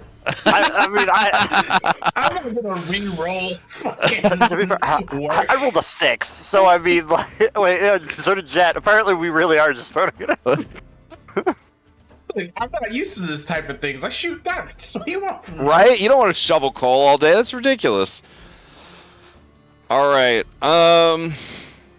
Okay. Oh, but Grom, were you able to examine what actually fucking happened? I would like to. Maybe So, that's why I Grom, did you're doing a so crime well. scene investigation instead of working? If I don't have if it takes that much time, no, then Well, I mean, it would definitely distract from you doing your job. Like they need you to. I don't want to get in trouble with my boss. Okay. I need a job. What is? You're in deep. You're deep undercover. So it's like 16-8, 16-8. Is that her work schedule? I will Alright. try to poke around, I guess. Okay, because you are so tired from working in the bilge and the furnace room all day, this is going to have a circumstance penalty to it of negative. You're going to have a -1 to this check, but you can do a recall knowledge. I'm just going to I'm going to make the results 1 lower. All right. Yeah, bro, you're so tired. You don't know. Something big must have. They either got blown up or a large something physically rended their bodies into pieces with such force that they got plastered to the walls. You hope it was an explosion. I think Jet that they showed their face outside of this place. Wow. Okay. Dang. I don't know what it was. All right, Kelly, can you give me a hidden investigation because you might get false information. Understood. All right. Oh, and I forgot to change out the background to this lovely riverboat scene. Hold on.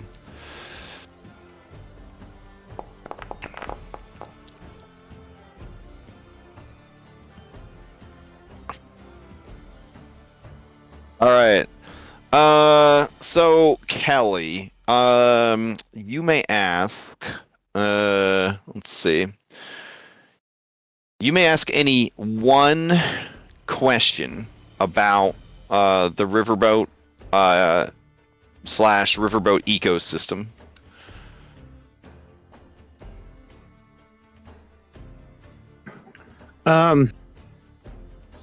I'll ask what's the rumor about what happened in the boiler room? So what you hear, and this was very hard to get this information. You actually had to talk to staffers. The other customers have no idea what you're talking about. In fact, people are like, "Darling, why would we care?" You know, like, it was that kind of thing. Like workers, service personnel. You know, like some people think you're maybe like just trying to like look like you care. You know, maybe you're trying to be like a philanthropist. They think it might be called. They're not sure. Humanitarian. Yeah. They're just like they can't comprehend why you would care at all what happened down in the bilge. But one of the wait staff heard you asking around and says, "Hey, mister, why do you care so much about what's going on down below?" Suspected foul play. Oh, well, I don't know about none of that, but I do know that a buddy of mine, he's on the janitorial staff, and, well, he told me that sometimes these rich folk, they transport all kinds of nasty stuff in the lower decks. I never want to go down there if I could help it. He said that he's heard things, whispers and screams in the dark, and yeah. Also, I heard that they were so desperate to get that coal burning hotter that they tried to use magic, and it caused some kind of explosion. Like every person there just blew up from the inside out.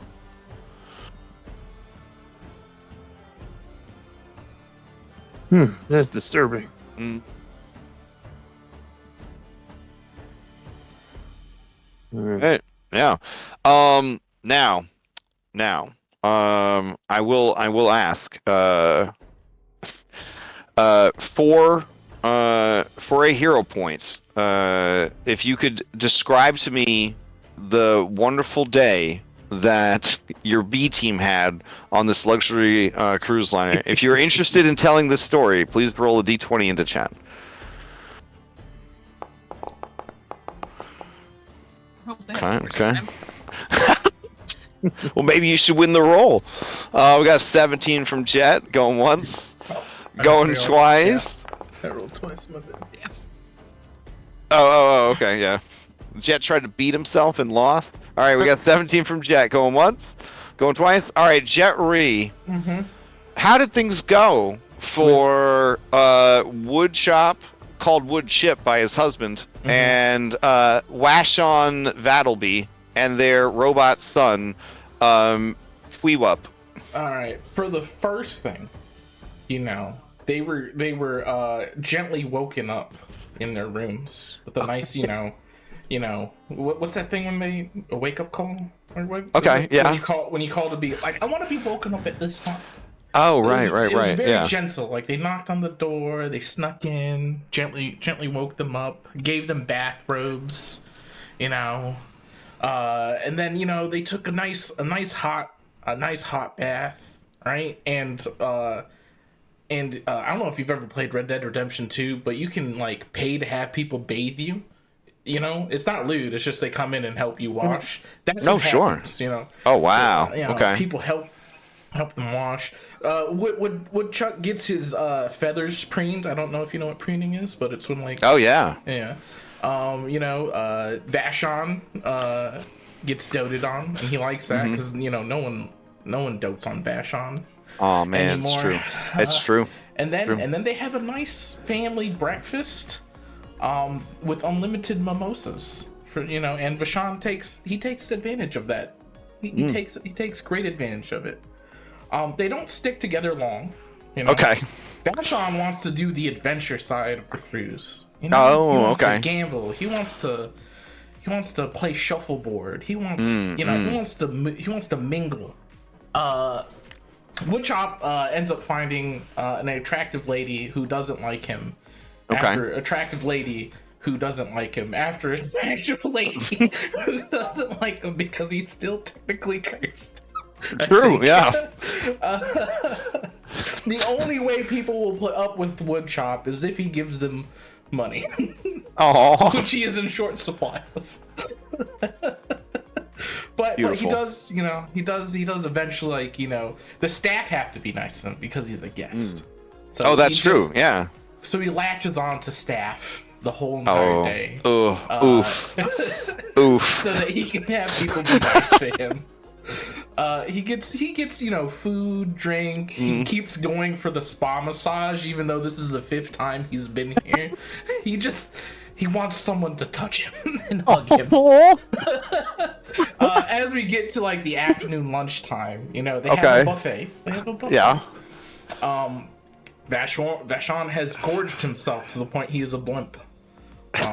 He is fat and he is full, and now he relies on his robotic son to help him get around fucking cruise.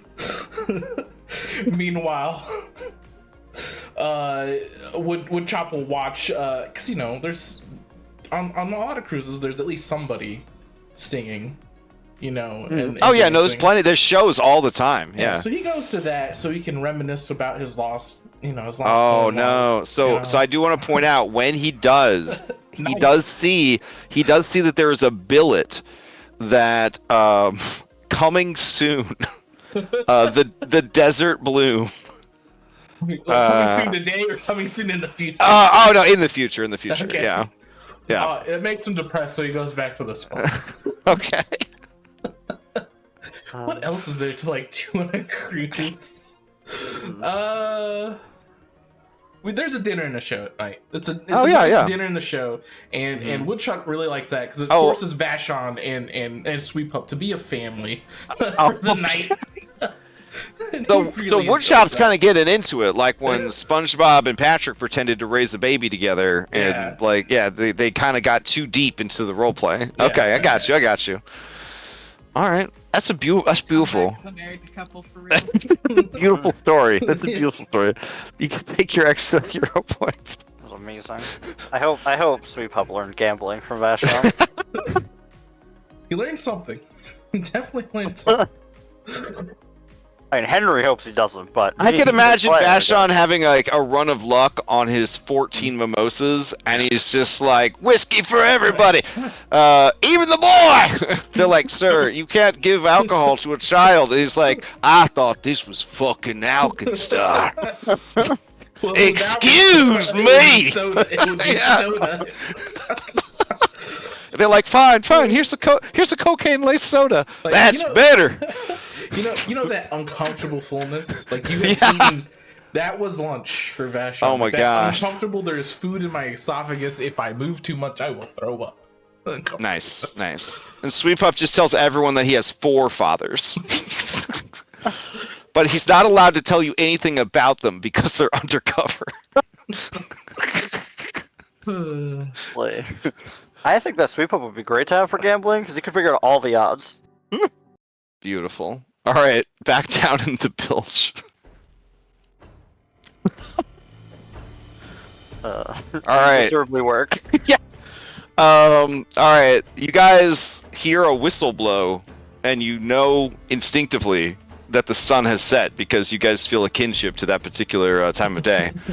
And the door opens, and you see your boss again, and he looks at everyone, and he says, "Well, I hope you're not getting any ideas about resting. Lenny told me you was willing to work the midnight shift." I don't sleep, so sure, whatever. Fantastic. And mechanically, you are allowed to roll for another day of work, but you will gain fatigue. Oh, lovely. Alright. Is this something we're forced to do? I mean, he's a level 6. I mean, you could kill him, I guess, and throw him in the furnace, but I mean, We gave him I don't know. fatigue I don't know what kind of fantasies you're trying to play out here. I mean, No, I know. Yeah, laborer fantasies, you know. Yeah. Hijack an entire ship? What? I mean, Yeah. your brother died for these ideals. You know what I'm I saying? know. Yeah. So. The consequences of saying Wait. yes is just not. Robot. I want to clarify that.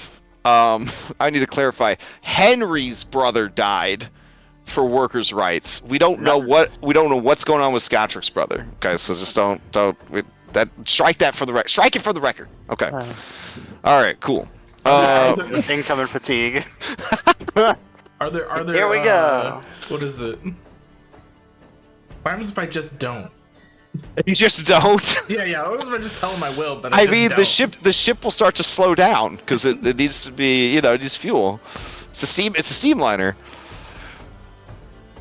I mean, there's another broiler room, so they would probably like check and be like, oh, well, they're all doing their job. Why are we going so slow? And then they come check on you guys. Well, they're not allowed to leave the boiler room. Well, I mean, the supervisor will come check on you. The supervisor. I'm having trouble with the shovel. Could you show me how it's done? Just check them to work for 8 All right, yeah. hours. Once again, you can substitute a deception for working if you would like. But if 2 or more of you are substituting deception for work, then you will fail automatically. I'm gonna watch my friends to see if they're working real quick. Look at that! They're racking up the money. They could afford to buy a room on their way back. That's fantastic. Jericho's working. Henry's working. You look over at him. Look at it. Grom's working. All right. Poor Grom. Grom's working. Grom, you get a blast of steam just right in your face. Just it hurts so bad. I'm trying to work, but there's all these guts and stuff on it. You hear a faint you hear a faint whimper, Grom, and you see that your brother Pepito has just passed out from heat exhaustion. I'm gonna use a free roll on that one. That's a nat one. Let's see, which one do I want to get rid of? You guys should feel bad. The weakling of the party, me, was able to make a success. I mean, come on. Wait, did you come back and work? Yeah. Oh, okay. I mean, investigation. You did get 3 solid meals, and got to watch a couple of shows today. I mean, it's a little different. Yeah, This I wanna time, go guys, there. I'm I really wanna go working. tomorrow. This time, Okay. I'm really working. So you guys, I think a 33 beats everybody's passive perception, maybe? Yeah, okay. So yeah, every time you look at Jet, he is working, but every time you're not looking at Jet, he's sleeping. So Jet, you don't get fatigued. But you don't earn any money.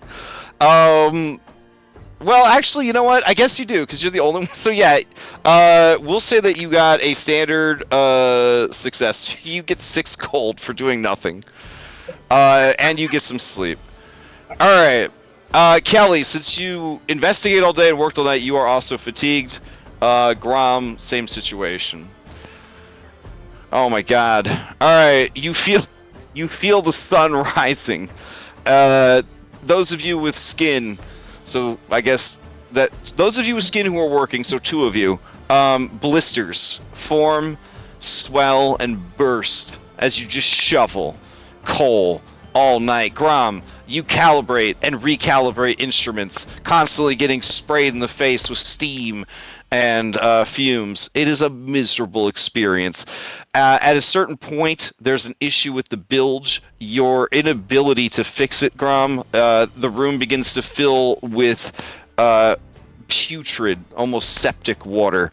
It is a nightmare. It's horrible. In the morning, seeming much more rested and refreshed than you guys, your boss comes in.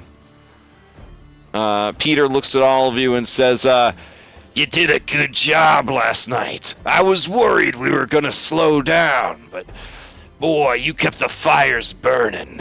I'm proud of you.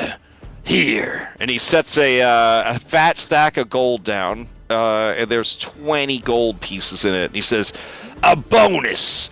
Don't say I'm an unfair man. We'd never say Now that, get sir. back to work. I think you're the fairest man of them all. Okay. And he I storms off. Alright. Let's I pour look- each. I look at the bag of gold guiltily, and I'm like, hey guys, I'll forgo mine. You guys split it amongst you 4. Oh, sure, alright, sounds good. That's not fair. You gotta take some of that. Grom, that's fucking crazy. That's fucking crazy. Every time you looked over, he was putting in the work. He was sweating. He was I know. dying. Take your share, Jet. There were a couple times you thought maybe he had passed out from the heat or the exhaustion, but he just kept going. It was incredible. I can't believe he worked even harder than Henry. You guys look more tired than me. I feel like you put in more Yeah, work. you don't have to ask how high and noble. You can have your fair share. You're our friend, Jet. It's okay. It's okay. All right, it is 5:40 in the morning. Along with the sack of gold, there is a sack of hardtack and it looks like 2 6-packs of Star Cola. That is your breakfast. Oh, I'm going to share all the food I absconded with. Oh, very nice, very nice. Okay, so you smuggled buffet back for everybody. Okay, beautiful. Yes. Jericho, you gonna have mine? I'll No, keep Jericho, it all out. Jet, you gonna have mine? I get a what? You can have my food. Oh no, Yeah, we you're don't- good. You Now to the skeletons, if you are low on bones, the previous bilge crew is again plastered to the walls, so Oh. you could Yeah, don't probably worry about yeah. That's They're already disgusting. they're already in a stew over here. So don't worry. Are you guys eating that? They kinda have to. Henry's Bone had broth to. stew. Yep, they have to Bone consume. broth They have to in there. consume bones to fortify themselves. Henry just kind of attaches them and makes them like muscles. Protein powder. Yeah, yeah. Oh my gosh, he just did way protein. All right, I have to ask, who is going to be a good hard worker today, and who is going to try to escape to the explore the ship? I'm gonna try the hat of disguise. Okay. Henry's gonna work. Jericho, it is 5:40 in the morning when you attempt to try on the hat of disguise on the 12th day of Rova. Do you want to wait 17 more minutes to try on the hat? Yes, I will. If that is. Oh, the- I'm bamboozling you. That would be surge Oh, time. You okay, should just definitely kidding. try it on right now. I will Okay. lock myself in where we. Yeah, so checking the clock and the newspaper, you're like, oh shit, and you run to the bathroom, which there is none. It's a bucket in the corner. Well, I hide in the corner just in case I explode. There we go. Great. Hey, no problem. Magic's easy. All right, all right. Let's see what you turn into today. All right. Going to our How to Disguise folder. I'm scrolling up. I'm scrolling down. Tell me when to stop. Nobody? Nobody? Oh. Now. I was just gonna see how far you go. Oh, okay. Oh my god, this isn't gonna work. Okay. God damn. Good time. God damn. He's just getting back at you now. Like, that's So we roll initiative now? I come out of the corner. Also, I have to mention, I believe the plan was to be short, right? Or you haven't stopped being short. Yeah. So you're like gorilla proportions come out looking like that. Okay. Okay. Oh, are you the thing that killed all the goblins here, or whatever they were? Alright, well, plan didn't work out very well. Again. Alright, I take the head of disguise off. Okay. Alright. The tent was made. I'm gonna go sit over there for 4 hours and I'll get back up and help you guys. Oh, you skipping work? Oh, Just dang. For 4 hours, just for 4 hours. I'll get up. It's gonna count as a fail. It's gonna count as a fail. No, but I want money. Okay, I'll No. do it. Hey, can you send woodchop while you're out there? I'm not leaving. Oh, you're not leaving? Oh, I thought you were I leaving. can't. No. Okay. Kelly, apparently Grom and Jericho were so distracting and your documentation was so believable, or he thinks he read it and he actually doesn't remember that he didn't read it, that the guy doesn't have any expectations out of you and was actually gonna try to talk to you today about why you're what's going on. He wants the details today. He's in a much better mood today because he was worried about these workers that Lenny found last minute, but they're fantastic. So he says, yeah, I'm sorry about yesterday. I was really worried about these. God damn it, Dirk, I just saw this. Yeah, they're hanging out. That's twice you distracted this man when he was trying to do his job. He says, yeah, so your paperwork was all in order. Why are you undercover? Is there something you need, or? I mean, I'm not a fan of the government, but I do love Alkenstar. It puts me in a weird situation, hating the government, but also being a rampant nationalist. Well, with as many high-profile people on the board, we felt best not to make a public stir. Oh, okay. So this is more of a corpo government situation. I love corporations. They take care of people. We just want to make sure what the possible cause for the loss of the previous crew was. Oh, yeah. I think it was my fault. Yeah. My nephew, I got him a job working in the bilge, because, he has the Ifrit heritage. I don't know. The woke mob tells me I'm supposed to call him something else now, but they'll always be Ifrit to me, you know what I mean? But, yeah, I got him a job working in the furnace. I thought he'd have an affinity for it, but I guess he felt kind of pressured. It was his first job, and he wanted to impress me and didn't want to, shame his family. You see him starting to tear up a little bit. I don't know, the kid... he tried to cast a fireball right into the furnace, and, well, it ended up casting a fireball inside every single person in the room. They all blew up from the inside. It happened to me too, but, I'm so fucking hard, and the fireball doesn't really do that much damage, so I lived through it. Real bad indigestion, though. And I still haven't figured out how to break the news to my sister. That's a tough break. Yeah, you could see how I was pretty stressed about it, but man, Lenny really came through. Absolutely. And like I said, I'm no slouch to work myself. I came back to work and help these fine folks out. Wow, what a man. What a corpo government man. You're doing an investigation and you're doing blue collar work. I hope to someday be like you, sir. That's kind of nice. I kind of like him. Give me I'm your glad we didn't kill him. give me your information. I might see if we have any openings. I'll keep you in mind. Oh yeah? Oh man. All right, yeah, he goes and he gets his CV and he hands it to you. 6 pages long of his qualifications. Always pays to have new interns. You monster, Kelly. You're giving this man the one thing that all blue collar workers is their greatest enemy, hope. So, things that stand out on this guy's resume is his bravery ability. When he rolls a success against a fear effect, he gets a critical success instead, and anytime they gain frightened condition, they reduce it by 1. He also is real good with that sword. He can, for 2 Pac-Mans, make 2 strikes, and then, if both hit, they can do a free disarm. None of them are made at multi-attack penalty, but it does apply after the fact. Also, he's got sailing lore plus 17 and crafting plus 17 and athletics plus 12.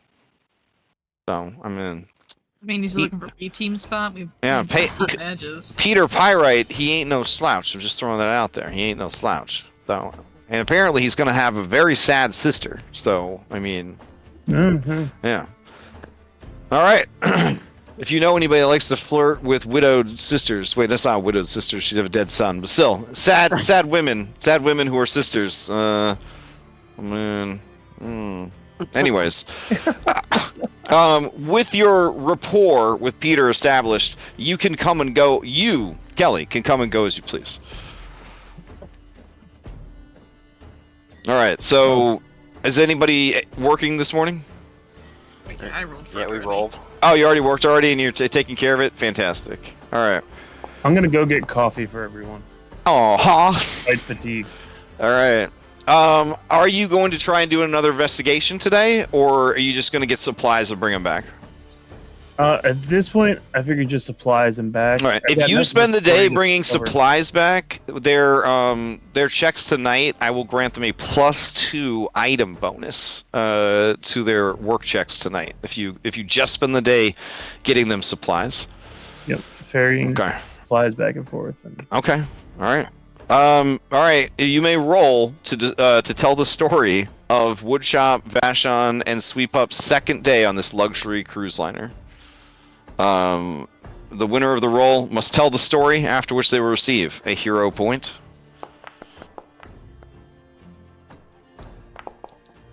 Oh man, that's a pretty hefty 17 there. What else? Oh, an 18 from Jet Reed, a 19 from Kelly. I mean, the next roll has to be a 20, right? Is anybody gonna try for it? I'm not. No, nobody wants to try wait. it. Nobody wants to Somebody spend has a to 20 on it. Okay. Too much pressure. Too much pressure. Okay, going once, going twice.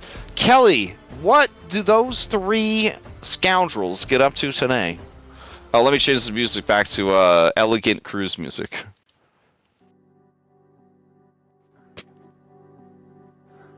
well, in the morning, Vashon's heavily hungover. He partied a little too hard the day previous. Looks like it, yeah. So he's kind of still in bed till about halfway through the day.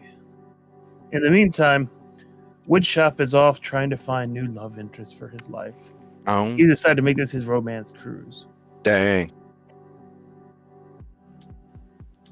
And all the while, Sweep Up is going around trying to make new friends and talking to anybody who will listen. Okay, that's For probably better not or good. for worse. All right. All right. Anything else like in the afternoon time? By afternoon time, they all meet up for lunch, and somehow some bizarre leshy mushroom kid seems to be following Sweep Up and just every time this is his name is Blobby. Okay. And every time Cesar talks to him, the kid just looks up, looks at him funny, and goes, meh.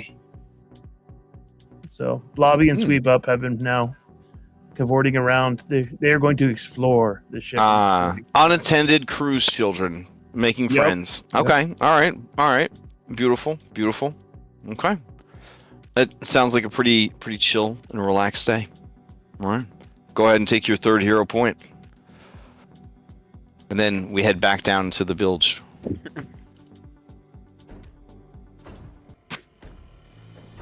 All right. Kelly has, throughout the day, smuggled you guys the finest foods and drinks, and souvenirs. They have bolstered morale and helped your sore tummies, and drug-deprived bloodstreams. You are now rocking a +2 item bonus if you're putting in your 4th shift. Alright. Hooray. Alright, let's do it.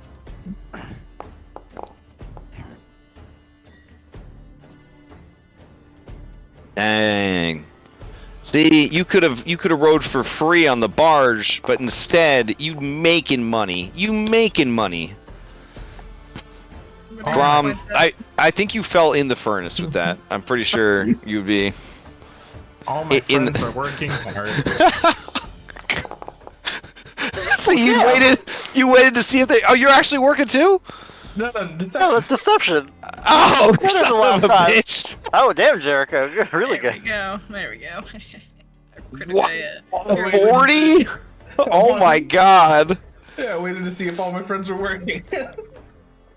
So let's see, a +14 from being a master at athletics, a +4 strength, a +2 muscular exoskeleton, and a +2 mountain man. Wow. Incredible. I'm slow. Alright, beautiful. Okay. I have no idea how the steam engines work. Apparently. Oh my god. Alright, you are admonished harshly, by Peter Pyrite, and have 0 faction with him now, Grum. You are... It's making that really nice whistling sound. He doesn't want to make this, a race thing, because he hates going to HR, but he does tell you that you are the worst goblin he's ever met. He's never met a goblin that's so... that cocks up machines this bad.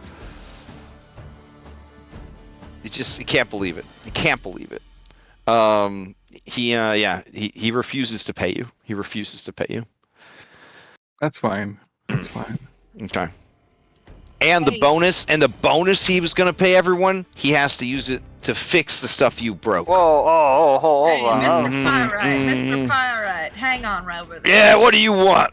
You can't talk to one of us like that. Well, as of tomorrow morning, I'm never gonna see you again. Okay, well, I'm pretty sure my friend over there just took your resume, so you better start talking now. What, you're friends with that guy?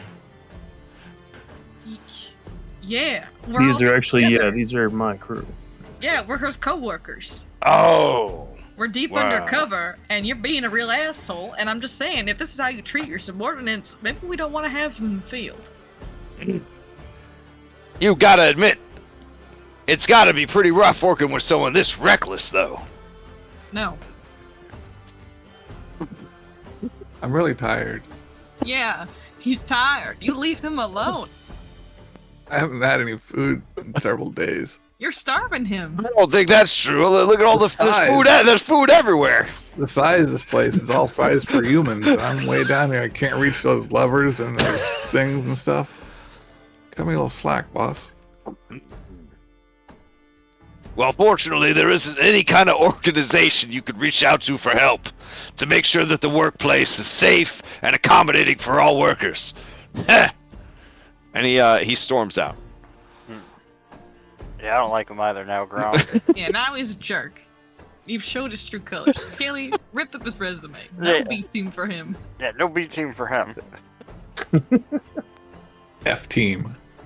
Damn. Fired. Damn. All right, with a loud like, you guys have arrived at the gunworks. Getting a kind of bonus for that day. That's ridiculous. Look at how good Jet worked. You did. Yeah, Jet worked harder than I did, I swear. I would say that seeing Jet and Grom work side by side, it kind of felt like Grom wasn't even trying, honestly. Like, who falls in the fucking furnace? You know what I mean? Like, okay, he's probably looking for a place to take a nap, if I'm being honest. But this guy, not only did he work his ass off, but he took time to pray. You guys saw him with his eyes closed in like meditation. A couple of times. I mean, summoning the strength and the focus to keep working was incredible. It was incredible. Oh well. Let's see. This is Woodchop's profile picture for meeting new ladies on the boat. Damn. I don't know if you're familiar with who was underneath, but it's the Love Boat guy. The plane to plane guy. Yeah. Oh man. All right. Let's see. This might be too grim for the gunworks. Yeah. Hold on. Do I have something slightly less grim? No,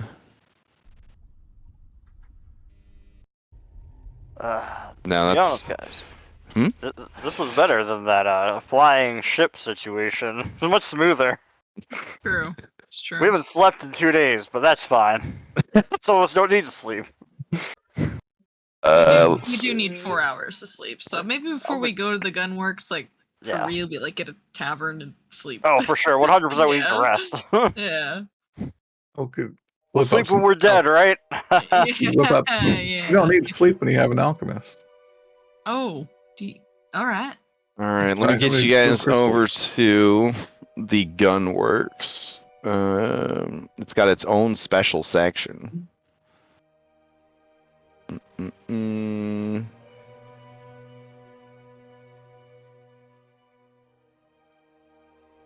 Alright. It's also got its own ambient sounds in the background. Look, there's a little boat. There's a little boat. Alright. Okay, so this is like... Oh, there's the cannon, by the way. Look at how big it is. Look at the size of the boat, and then look at this fucking gun over here.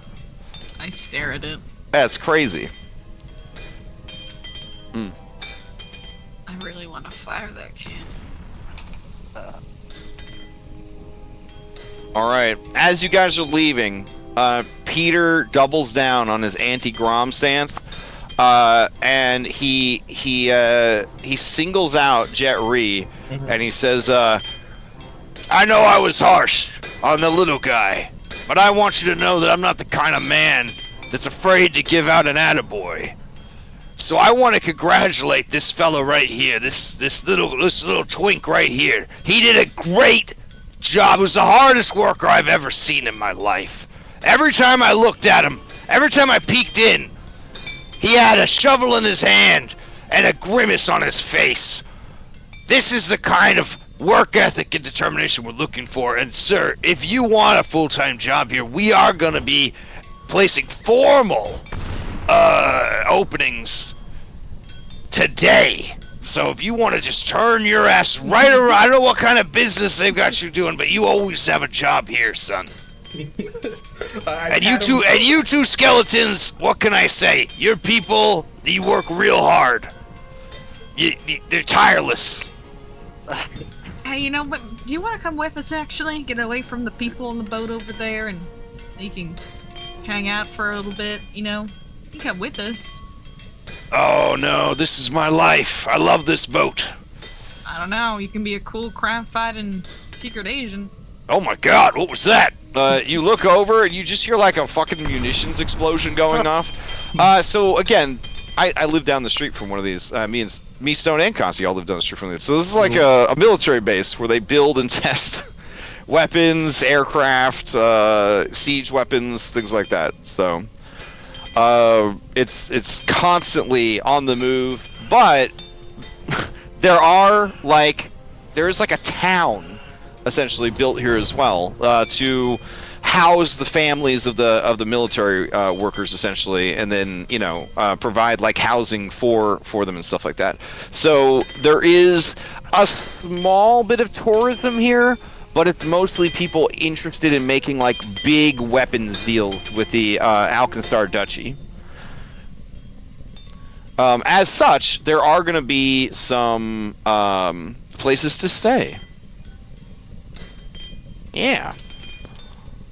All right. If there are representatives from the Alkenstar Duchy, is there a way to kind of find some lodging with them? Yeah, I mean, if you're able to bamboozle them like you did to Peter, I don't see the problem. Well, that's my background. I wasn't sure if I could. Oh, with your background. Well, if you weren't a wanted criminal, I mean, yeah. Well, I guess, yeah. Yeah, absolutely. All right, so you guys arrive at the Gunworks, and let's see, what do I got for you here? Okay. Asking around. All right. So you know that the best place to get rumors about what's going on at the Gunworks is the Last Stop Saloon, the final watering hole and resting place for adventurers heading from Alkenstar into the Western Ravage, which is the desolate Mana-Waste Mountains that separate the Alkenstar region from the Mwangi Expanse. MMO-wise, it's a level 15 plus area. I wouldn't recommend going there. And it's a place where you could rent a room for the night. So, you guys want to head over there? Yep. Yep. Alright, cool. Alright, we got 30 gold to stay here for the night. I mean, it'll be a little bit more manageable, I think. Sometimes, it sounds crazy, sometimes rich people want things to be expensive so that no one else can have them. That's kind of the situation with that riverboat, you know what I mean? Let's see. How's B Team doing when we meet up with them? How are they? They're doing great. Yeah. They had a wonderful night, wonderful time. Just a quick insight between Woodshop and Vashon. Is there any growing tension between them I can sense? Yeah, I mean, like Woodshop has a curse on him that makes him intolerable to hang out with. Sweet Pup and Vashon are trying everything they can to not be around him. Just 2 days with this guy. Yeah, it's just, without you guys as a buffer, it's been terrible. Alright. Yeah. Sweet Pup, who's that mushroom kid? What? Oh, this is my friend. And he kind of points to his friend. His little mushroom kid. Mushroom kid kind of waves at everybody, and then he goes off to be with his mother and father? ? A tall, beautiful blonde woman with very large blue eyes and a very short mustached gnome from Pitax. This must be an adopted child. They wave at Vashon, but they deliberately don't wave at Woodshop. So Makes you wonder, do they grow leshy children from seeds? So they just grew them from a pot? no, unless you're eternal spirits that get bored, so they hop into plants so that they could like live for a little while, and then yeah. I mean, I think that's the lore. I'm pretty sure that's the lore. All right, are you guys wearing disguises? Probably should. Probably did not. Didn't think about it. It's too tired. Well, I think it's before we go up. Like, getting up. Yeah, right. We're not. Yeah, I mean, you guys are so well disguised now because you look like coal miners. You know what I'm saying? Like, you're just covered in soot, and then you have, like, cartoonishly bright eyes peeking. Well, the skeletons don't. But you have cartoonishly bright eyes, like, peeking out from the soot. And Grom is covered in burns. So, like, other than, like, your silhouettes might give you away if, like, a particularly keen investigator were to spot you. They'd be looking for us here, right? Like, I mean, it is part of the duchy, and it is a military base. Come here, realistically. Did we have any contacts here? Not that we were aware of. I don't think any of you would have contacts here. None of you have a military background. Like, Kelly's a government officer, Jet's a former cop, Henry's a blue-collar worker. Not Vashon, Jericho, and I guess Vashon are associated with the college, and Grom's associated with the church. Would our secret agents thing have any contacts? It could have clout here. If you found somebody who, would be willing to listen, kind of thing. But even Boomer is kind of like, I don't know exactly who we can talk to. I don't know. I focus on the city. I don't really. This is my first time coming out to the gunworks. Honestly, it's sort of a dream come true for me. You should fire that cannon. I want to fire it. Every time I hear an explosion, I think it's the cannon being fired. I bet it sounds like a massive, I don't know, meteor or something. I bet it's big sound. I bet. Yeah. And then you guys also grab your mounts as well. Okay. Yep. All right. I'll take you guys over to the scene then. If you're just gonna go dirty, disheveled, and undisguised, if that's the play. Are you guys ready for that? I mean, we worked really hard. I don't know if you guys are fatigued. Maybe we'll take. I think we're going to the tavern. We're going to the tavern. Okay. Yeah, because we all know what happens if you go to places fatigued in this game. It's bad. So you are going to the tavern, undisguised. All right, got it. What do you mean? I got my Tom disguise on. Okay. So you have a disguise. All right. Oh, what's this disguise kit? Lenny, look at no, okay. Not here. I mean, if you want, I can't stop you. No, not here. I think Skeleton had to read. The same. Yeah. All right, I'll bring you over to the scene.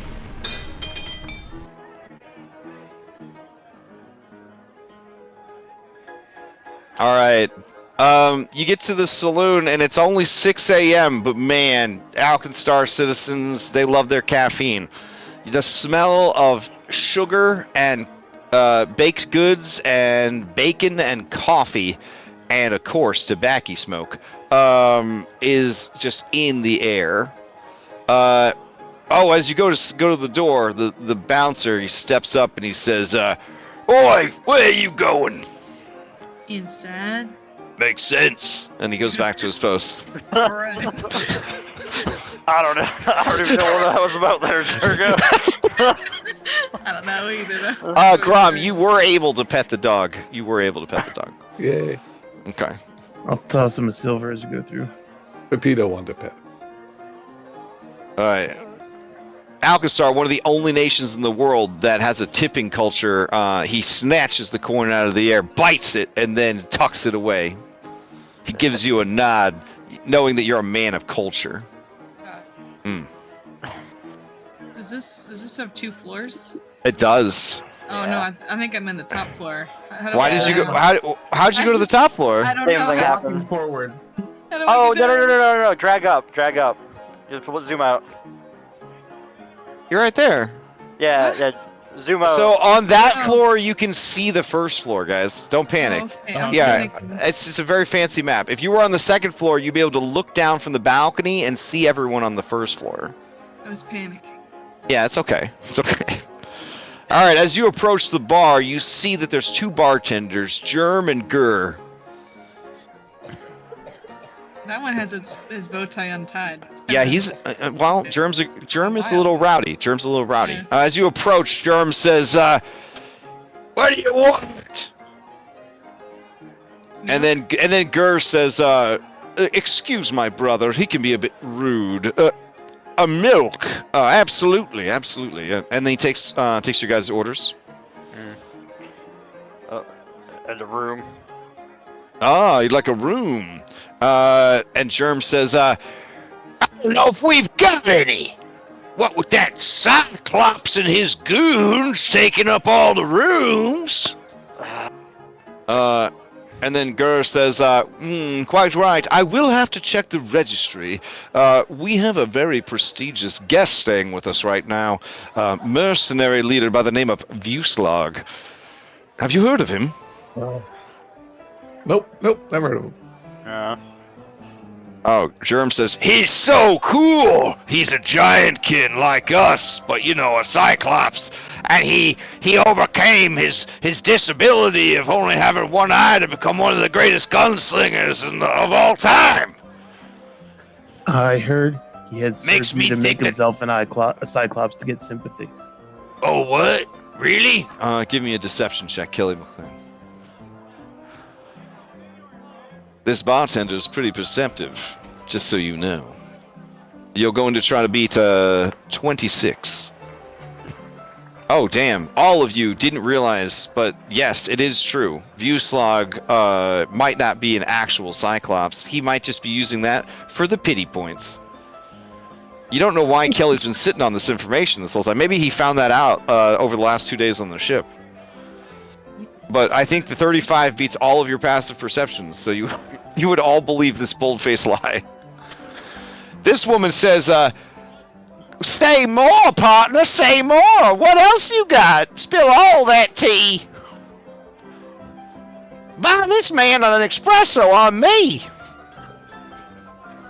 And this guy says, I hate gossip. But go on. I'll start spinning some fancy narratives about the secret Illuminati that are trying to run things. Oh, man. Okay. Yeah, you cousin them all in, and then this woman says, well, I wish I had known that before I went to bed with him last night, but he sure seemed like a Cyclops. At least the one downstairs was one hell of a one-eyed giant. And then she does a hee-haw laugh as she slaps the bar, scaring this little Compassaurus that was trying to steal her bagel. It runs away. You do see that they have a Compassaurus problem here. The Compassaurus is just fucking everywhere. Gur says, excuse the compies, it's an infestation. Thought they'd be good for catching rats, but when they ran out of rats, well... Let's just say, nobody keeps pets no more. Glad my dinosaurs already made a bone. No, I'm checking the registry. We could find for you folks. We do have one room available if you're willing to share. It'll be a tight fit though. Where? In here? It's it's on the second floor. Would you have any other recommendations? Oh, this is pretty much the only place for civilians to stay. We'll take it. All right. And so, for a rather steep cost of 1 gold per night, they hand you a room key. They say it's the last door on the left on the second floor. And then Germ says, yeah, right before the shitter. For the what? The shitter. Okay. Where you poop. Okay. Henry's looking around. See Well, if you said anyone's paying attention. we thought about getting plumbing installed, but too much money. I'm gonna just lean over to Henry and Jericho. You may want to have us discreetly go to the restroom and change before we go up there. And Henry is looking around to see if anyone's paying attention to this group of new people. Oh wait, he's fatigued. You can't do anything. Looking around the room, you do spot. Dun dun dun. Yeah, the telltale costume of a certain mercenary company. And like 30 shield marshals. There are a lot of shield marshals. Yeah. I dare him to start still. But yeah, you see one definitive leadsmith, and then you do see a ton of shield marshals. They're all just enjoying their coffee, their pastries, just starting their day. I mean, there's one down the bar that was just big, goofy grin on his face, listening to you talk about all the Viewslog gossip. This is a new So it doesn't seem that they have recognized you, or there's no way that you would be stupid enough to come here. That's what I mean, you know? Like, they're not gonna look for us here. Are you kidding me? I'm just saying. Like, Oh, and you do see one bear. Oh man. Didn't notice a bear. See. So the common folk I wouldn't worry about, but Viewslog, he's the paranoid sort. He'd be on the lookout all the time. Well, if he stumbles onto us while we're taking a dump. Well, I guess you guys took a dump. Alright, yeah, let's I'm gonna step outside for a second. Oh, is this a window? That's not a door. That's to go upstairs. That looks Yeah. like stairs. There is a door over here, but that could go anywhere, and you might not want to draw attention I feel like to you yourself. want to go that way. Yeah. Now, if you this map, I think, is actually pretty well set up. If you go on the stairs, you'll actually teleport to the second floor. I'm being teleported up there anyway. No, Oh, you it happened you just again. no. I tried to explain this to you. It's a secondary map where you can see down to the first floor. Yeah, and it keeps teleporting me over there. No, it's dragging No. you as a play, like it's dragging you Alright. you over a bit. Just zoom Alright. out. So imagine you in real life a mirror, okay? The reflection in the mirror is not you, okay? So Yeah, what but you're then it blacks out this map over here, is what I'm saying. I have to What? find my Yeah, token. Deselect the tokens altogether. Does that help? Oh yeah, I have to deselect my token and go back to find it. But I keep getting teleported to the view of Every- this Jericho down I here. think it's Yeah. every time you enter the area. Like Yeah, the if you area go, that like can I see. scrolled right past it and I was fine. So you want to just not stop in the middle. I think it's Yeah. because I'm also connected to the jet. So like every time jet moves, I get dragged down there too. maybe. Possibly. All right, here, I'll remove your access to jet. I don't know if that's going to help you. So where are we gonna go? I'm just gonna go stand out here and put on my hat and disguise. I mean, right out here, not open. Like we're not gonna like try to Yeah, find a look- back alley.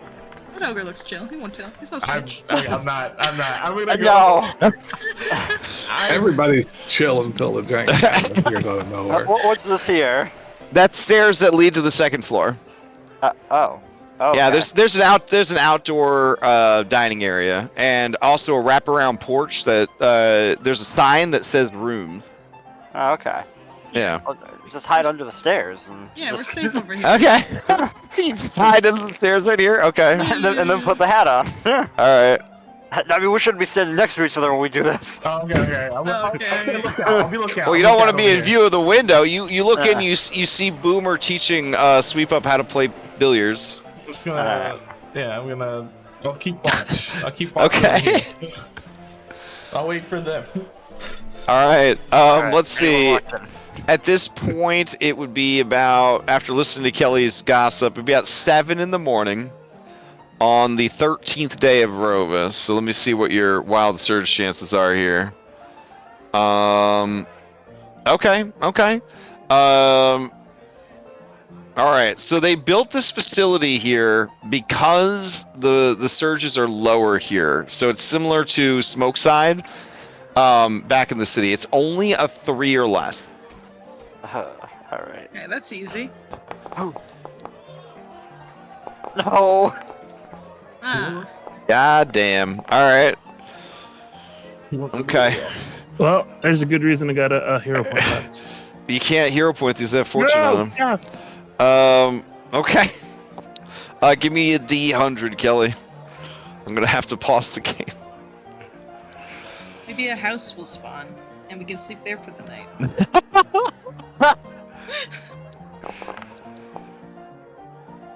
Some of these effects, not a big deal. Like Grom's got that endless stomach or whatever.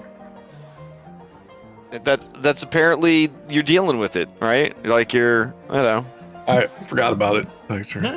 Well, I assume that you were just like tasting like food for the fun, and then you were just like giving yourself like vitamin injections to survive. Is that how you're handling it? Okay. Because I figured you're an alchemist, you probably came up with something.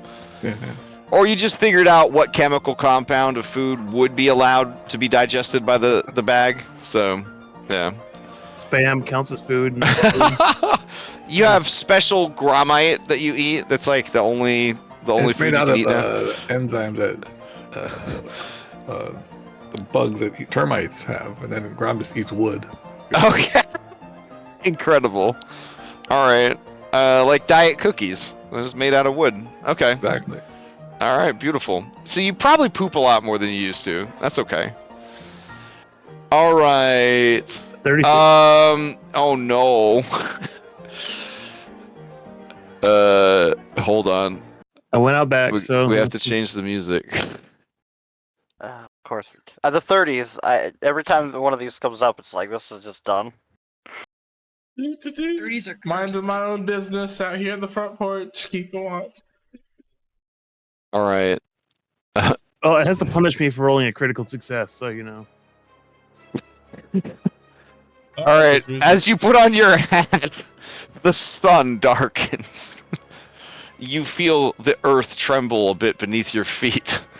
And then darkness begins to spread from your hat down your body.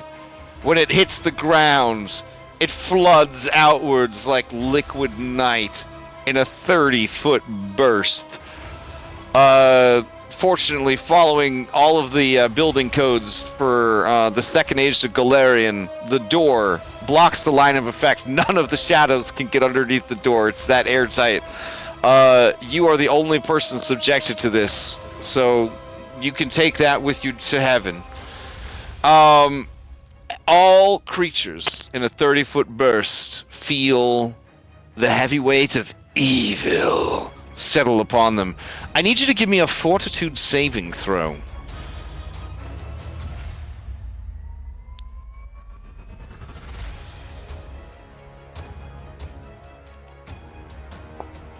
Oh, 31.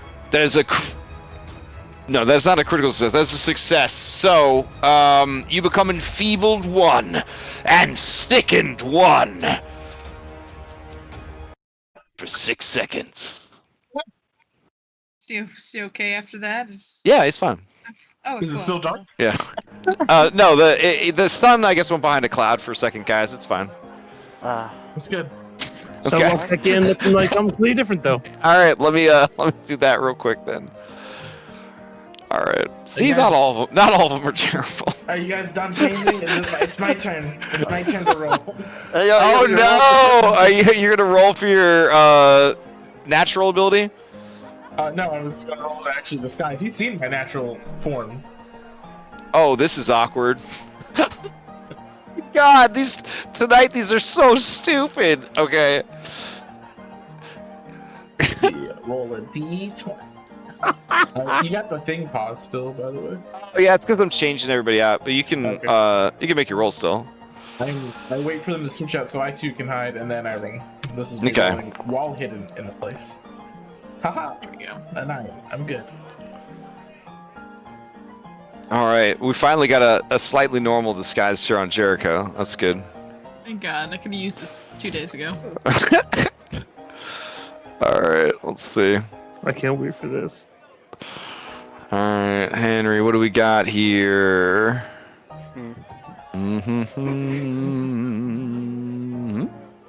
Oh, little sexy librarian vibe going. Okay. Yes, 2 things that describe Henry. I didn't change you out. Oh, there it goes. Okay. Okay. Alright. I'm up for this role-playing challenge. Alright, let's see. Grom, where are you at? I didn't put on a hat. Oh, you didn't put on it. Oh, because you killed all those people that one time. Yeah, I got you. Alright. Alright, Jet. They have successfully transmogrified themselves. I rolled a 9. Grom, you see walking in. Oh, 9 is fine. You just didn't want a 3 or less. Grom, you see walking in. Oh no. Oh no. I don't, What, like Kelly. another pair? Do you know what do you have a way to check your disguise, or are you just hoping for the best here? Oh, I probably would have checked it in like a reflective material, Oh, okay. So okay, like in the window. and you still walk in. Got it. Okay. Disguise me, boss. Disguise me. Oh, okay. You usually have disguise. All right. Let's see. I like how Grom, your cautionary tale. Nobody cares. They're just like, I'm still wearing my hat. I know I could buy a mundane disguise, but I have mundane disguises. oh my goodness, Grom, you turn into Maggie. Or not Grom, Jet, you turn into Maggie, beloved wife, and gun collector. She has reason to be here. He's a gun collector. This is gun Actually, yeah. Holy shit! If any of these disguises, I guess you could try to pass as the bartenders, who are small, but or medium. Excuse me. Just a wild magic surge and shrug. That'll answer any question. You hear about the Jello Man?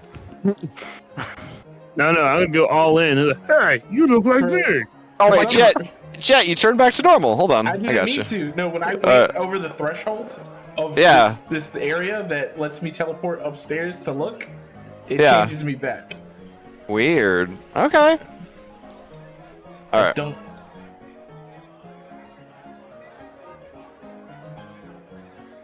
All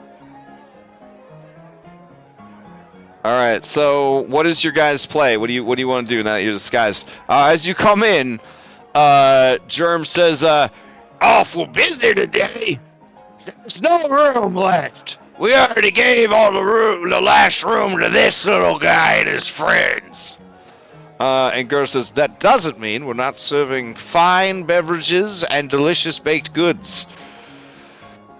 Alright, we're with the other guys. Bacon, eggs, grits, you name it, we have it." He points to the menu board. I'm somewhat of a gun collector. Can you point me in a? When you say that, Germ and Gur both turn to you, and they both say at the same time, "Maggie!" And they go behind. As they go behind the bar, they see Kelly, and they're like, "Huh?" And Germ says, "Oh no! Another evil clone!" He reaches for his initiative dice. No.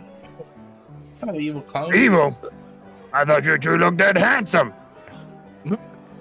Gur says, "Now, just what's the meaning of this? And why are both of your heads talking at the same time with one voice? Sir, are you making a mockery of us?" No, we got the surgery for a linked brain. I'm gonna need a deception from you. Gotta be honest. Henry's just. Where's Henry? I just do the sexy librarian. What are you talking about? Yeah, sexy librarian's like, you know what? Alright, Henry, you can't believe this shit. Whoever this is, they got a surgery to have connected brain. This small, identical... It might be Kelly. You're pretty sure it's Kelly. Yeah. Circumstance bonus. Circumstance bonus might put you close. Where are these hot rolls the rest of the campaign? Jesus Christ. You're just creating your own narrative here. This is great. Alright, beautiful. If I make the more of the bullshit I make the roll, the better I roll. If I try to be serious, German Gur says, Germ says, "This is very unusual. What, And then Gur says, "Yes, very unusual. You look exactly like us." It is rather disturbing. Yeah, well, they say that everyone in Galarian has 3 other people that look just like them that aren't evil clones. I read it in the paper. And Germ says, "I hate reading." And Gur says, I know. Well, I wouldn't say they look exactly like you. Because they're smaller. Yeah, Gur turns to you and says, "That's true, Maggie. You would know best. You're here all the time. Where's your lovely husband?" I lost him in the crowd. Oh, so he's here. Somewhere. Maggie, I'll be honest, we don't have any rooms available, but I assume you're staying at the embassy suite. You probably just came here for your usual. I'll get it for you. Alright. He begins to mix a drink, which seems to be equal parts espresso, absinthe, and then he sprinkles 2 different vials of powder into it. He brings it back to you. You see little skulls kind of floating above it. Oh, yeah. I'm gonna take it, slump off this chair, and walk. Okay, I've teleported. And I've changed my. And you changed again? This is crazy. It stripped Kelly down too. Yeah. Weird. All right. It's an older map, so maybe it's like Journey to Foundry 12. It's acting stupid. I don't know. Every time I come into the like view of the area that you could view it, I just instantly teleported down there. So there's supposed to be an effect where you could look down and see stuff, but yeah. All right. Just know that I. So you take the drink away and don't drink it in front of them. You get the feeling that you would have to make a couple of fort saves if you drank this, based on the fact that you don't normally do too many hard drugs. But I mean, you could bottoms up if you want. I'm gonna mosey on. I'm gonna follow my friends. I don't know Okay. why Henry's looking out the window. So I'm gonna They're go going up up the stairs. Oh, okay. Nice. Okay. Alright. Yeah, I'm just trying to make it to the room as quickly as possible at this point. I've teleported once again. Jericho, what are you getting up to? I'm going upstairs. My friends. All right. All right, Al. Hold on. Oh, you got it. You made it. Oof. If you go to the end of the stairs, you transport back downstairs. Alright. So the last door on the left. Something about a ship. As you pass these shield marshals, Henry, one of them kind of leans his chair back to block your path, and he says, "Well, morning, ma'am. I hope you ain't too mad, but I might have some overdue library books." And he takes the toothpick he's chewing on, and with his very wet tongue, he moves it to the other side of his mouth. You're creepy. He looks up and he sees the proprietor, and he says, "Oh, sorry, boys, I didn't mean nothing by it. Just when I see such a delicate flower, I want to give it a sniff." Trying to provide that roleplay experience of being a beautiful woman in a saloon. Nope, yeah. Okay. Are you immersed? Are you immersed? I am beyond immersed. Okay. You see a sign on this door says "Rooms for rent." Ask downstairs. Alright. Hey, can you hold this? Hold this drink. This is for you. This you can actually no, not you. Him. Oh, this guy? Yeah. Oh, he says, "Yeah, I'll take a swig." Okay, Thank you. No problem. Hey, wait! Ain't you Maggie? Yep, I gotta go though. Your husband's a lucky man. Ooh, I know you getting on in the years, but that flower ain't never wilted. And then he moves the toothpick from one hand or one side of his mouth to the other. Okay, this is your room. Sorry, I don't have the key mod installed like Dom, but yeah. Alright, this is our room, guys. Alright, let's check for secret extra space. Is that throw up? Yes. Oh, alright. I mean, it's not worse than what we were just dealing with. Alright, I'm gonna take a look around. Okay. Everyone gets 1 5. No, I don't think it's throw up. I think this is the early days as a PQ when they were very like artsy and creative, and it was just like, you know, free spirit painting and that kind of thing. So, yeah. There is a bunk bed in here, but that's all you got. A bunk bed and an empty chest. That's okay, because we're adventurers and we Call come dibs on prepared. an empty chest. We come prepared. I'm passing out. We have bedrolls. Okay. Yeah, I'll take the floor. Like. And you guys are gonna sleep for 8 hours and then begin your investigation of the island. We're tired, man. I get it. No, I get it. No, Henry loves the floor like his player. Oh, there's a bunk bed. What do you guys can be in the bunk bed? I'll call bunk bed. Hell yeah. Yeah. There you go. close the chest. You gotta make too much noise. Oh, you want me to close this? You want me to like put you in the chest and then? I'm in the chest. I'm closing the lid because you guys won't shut up. Alright. Henry's You gonna lock don't the door. want to stay up and swap stores? Yeah, do you guys want to sleep over? We could talk about I don't know, get our boys and do our nails, stuff like that. Pillow fight, maybe? No? Alright. Talk about Alright. giant robot mechs to try to kill us all. Oh, that'd be so awesome. You know, my You know favorite what I kind want of to talk about? All right, Grom, you close the lid to the chest, and it's blessedly quiet, and you and Pepito fall asleep. Because I'm not fatigued, it's tired. Right as you guys are, oh yeah, you're not fatigued because you've been sleeping every night. I start a slight conversation about how you know, not only did they get cruise line tickets, they also got a room at the embassy suite because they're obviously not here with us. Well, maybe that's where B team is. Yeah. Oh no, Boomer opens the door and says, "Oh hey guys." Oh, hey, Boomer. I thought you guys Hey. got rooms at the embassy suite. What? I mean, Vashon's gone. He went off with some dwarf lady. Shocking. I mean, guys got a type. Hmm. Sweep Up's down there playing billiards. You want me to keep an eye on him, or? I left him with the squid, so. Is the squid responsible financially? I haven't gotten a good read on the squid. No, tell Sweep Up he has to come upstairs. All right. I mean, you're just gonna make him sit here and watch you guys sleep? I mean, you guys look exhausted. He needs his nap. Didn't you have a? I mean, what did you get up to on the boat, We worked hard. boss? Oh. I thought the plan was we were all buying tickets. No, we worked No. hard. Yeah. Oh, that's rough. All right.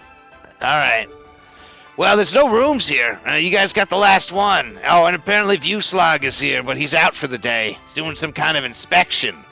Apparently he told the people here that he was sent by the city to inspect the maw of Rovagug because of the early rising of the kaijus.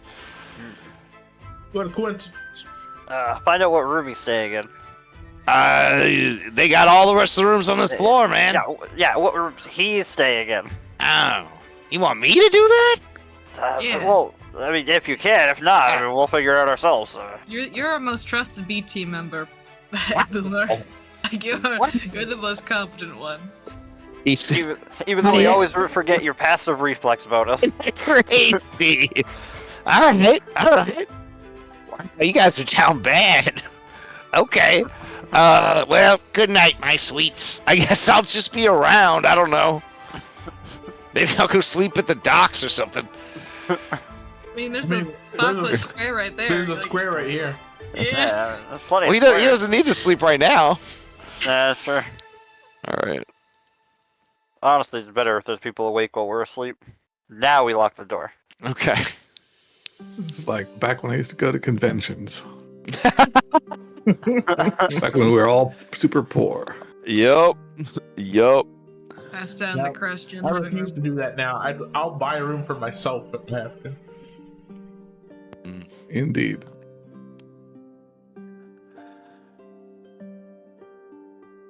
Hey, somebody do what you gotta do. Alright, so what's our plan for tomorrow? Or later today? We're gonna bullshit our way into the fort. Duh. Remember, the more ridiculous I make it, the better I'll roll. So Mm-hmm. I'm not relying on that. Kelly's gonna sweet talk us in. Grom and I are gonna use our wonderful knowledge in engineering to do an inspection.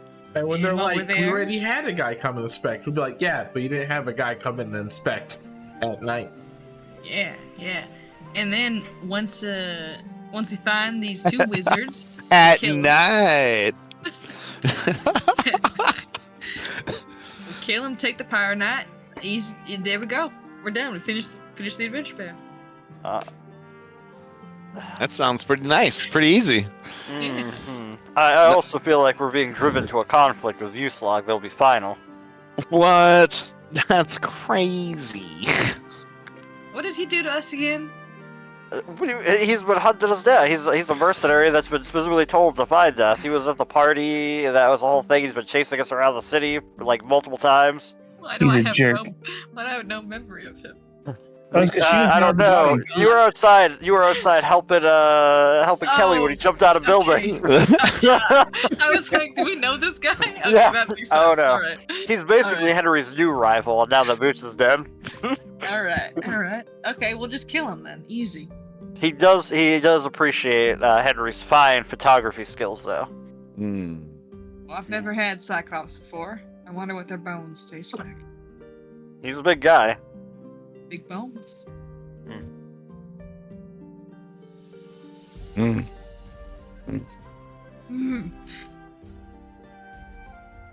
I think he's holding a milestone in his pocket. Yeah, maybe. It's a dud. All right. Well, in the morning, not in the morning. Well, at night, we'll head to the fort. Maybe run to Outlaw, kill him, and then kill wizards. Hey, can I have a real conversation with y'all right now, real quick? Just real quick. Yeah, we also hate magic users. Yeah, what's the real conversation? So one of those wizards, I really don't want to kill one of them. Could we like knock him out? Yeah, I mean that's what I Please. always do. All high Hey, priority targets. Probably doesn't matter which one though, right? Whichever one's convenient. No, the one that with the funny little mask and the white hair. Well, what if we kill him and drag him back to the undead place so he come back to life? I do like I prefer just to knock him out if that's okay. Okay. I'm always Why? the first one to jump to. Well, that one's my brother. So I don't really want to. That's your brother. Yeah. One I of the think two this came up evil last lizards time. we're trying to stop is your brother. Did it Of come up course. before? Yeah, it's come up a few times. I just I prefer not to kill him, is all. Because he's my brother. So. Is he a skeleton too? No, he's a damn fair. He's a vampire. Yeah. You probably shouldn't have led with kill 2 wizards repeatedly before Do you have bringing a this topic cousin up. that's a That's a werewolf? Werewolf? What? Yeah, yeah. Do you have like a cousin that's a werewolf? No, I don't think so. I think all my siblings are dead now at this point. I don't remember. I think it's just Paris that's left. I don't remember. Either way, he's my family. I don't really want to kill him. Well, he should go around trying to do what he's doing then. Yeah, well, I do that kind of stuff all the time too, and y'all put up with me. You're not trying to blow up Alkenstar or whatever it is he's trying to do. Yes, I'm Not not on trying purpose. to blow up our... Not on purpose. No, never me. I think you're expecting us to somehow fight the vampire wizard, but not use lethal force. I feel like I'm in Aliens all of a sudden. What are we supposed to use? Harsh language? I'm sure I could just talk him down. I'll just go. If you can talk him down, that would be great. What Yeah, are you talking about? Bonk. Do it all the time. He's a little twink wizard. He probably got like 20 HP. Can we I'll one shot him, I'm sure. Yeah. Mm. We just can't let him get any spells off. Yeah. And I'll talk to him. I go. I mean, full disclaimer, he do got that cloud kill. Yeah, whatever. Yeah. Henry and I can just walk through it. Yeah. Oh. Use the death effect.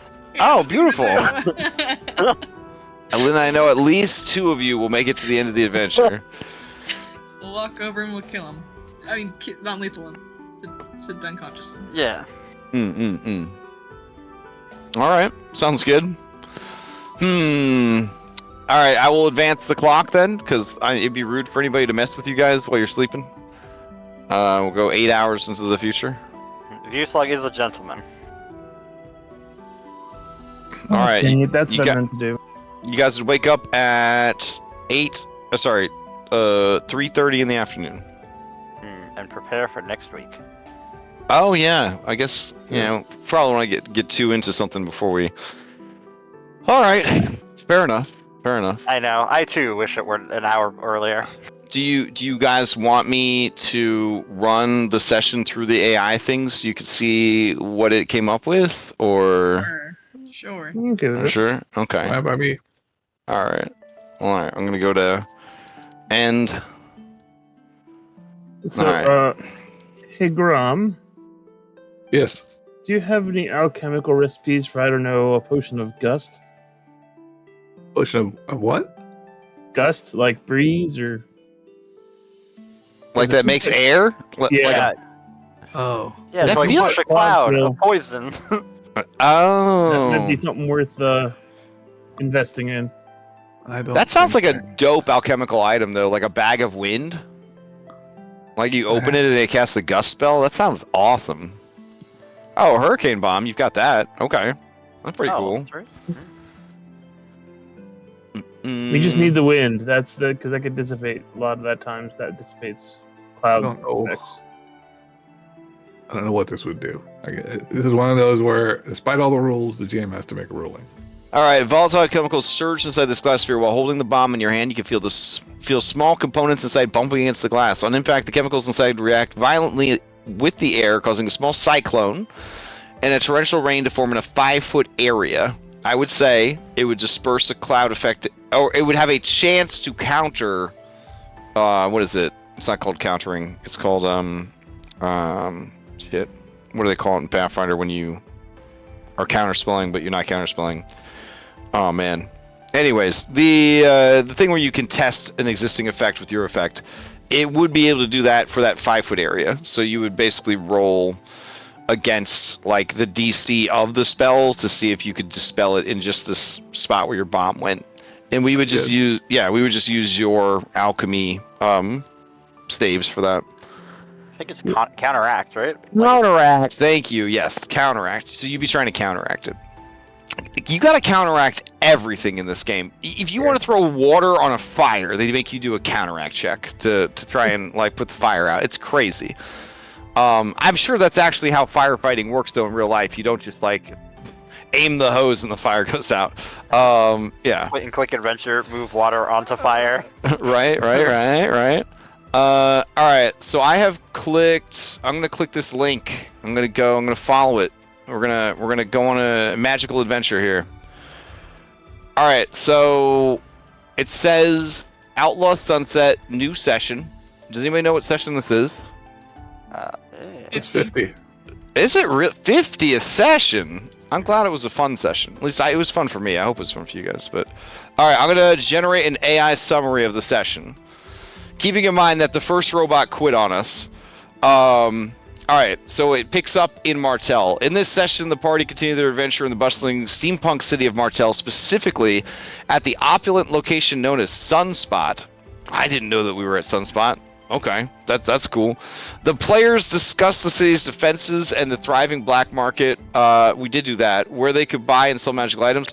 They engaged in some lighthearted banter. Aw, you guys had lighthearted banter about their previous experiences and the various movies they had seen, which led to it's calling us out. I don't feel very professional anymore, which led to discussions about their characters' gear and potential upgrades.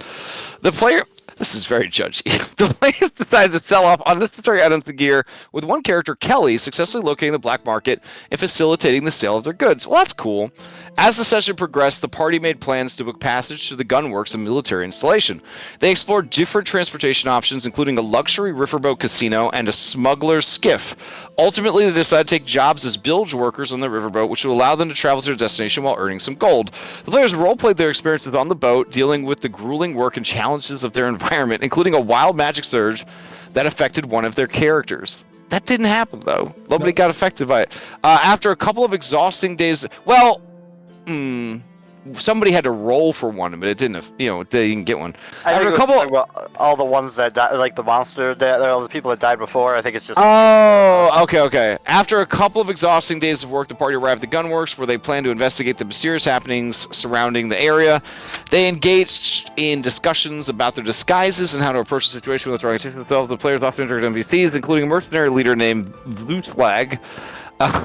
It tried its best and discussed their plans to gather information and potentially confront the wizards they believe were behind the chaos. What? That's it. None of that happened. Throughout the session, the players maintained a humorous and lighthearted tone despite the darker themes of their adventure. They navigated the challenges of their roles, balancing their character strengths and weaknesses while strategizing their next moves. The session ended with the party preparing to delve deeper into the mystery of the gunworks, setting the stage for future encounters and challenges. While it's definitely AI generated, You know, this is somebody in a book report about a book they didn't read and only looked at like the cliff notes. yeah, they like speed read it on the bus, and then they wrote it in the library before English class. Yep. I'm so disappointed. It didn't talk about how hard I worked. Let me see. What about moments? Were any moments that happened here? It didn't flag any moments. Hold on. There's a special thing here. It's gonna try to do an archivist session review. I don't want to keep you guys too late, but it is kind of fascinating. All right, maybe this one will be better. In the most recent session of the campaign, the party arrived in the bustling steampunk city of Martel, specifically at the opulent district known. So this is the same thing again. Okay. Then we go to world summary. It doesn't even know what to put for world summary, I don't think. It thinks the campaign is happening in Martel, because I mean that's the only location it really knows of. It does want to point out that... Oh, here you go. This is actually better. Hold on.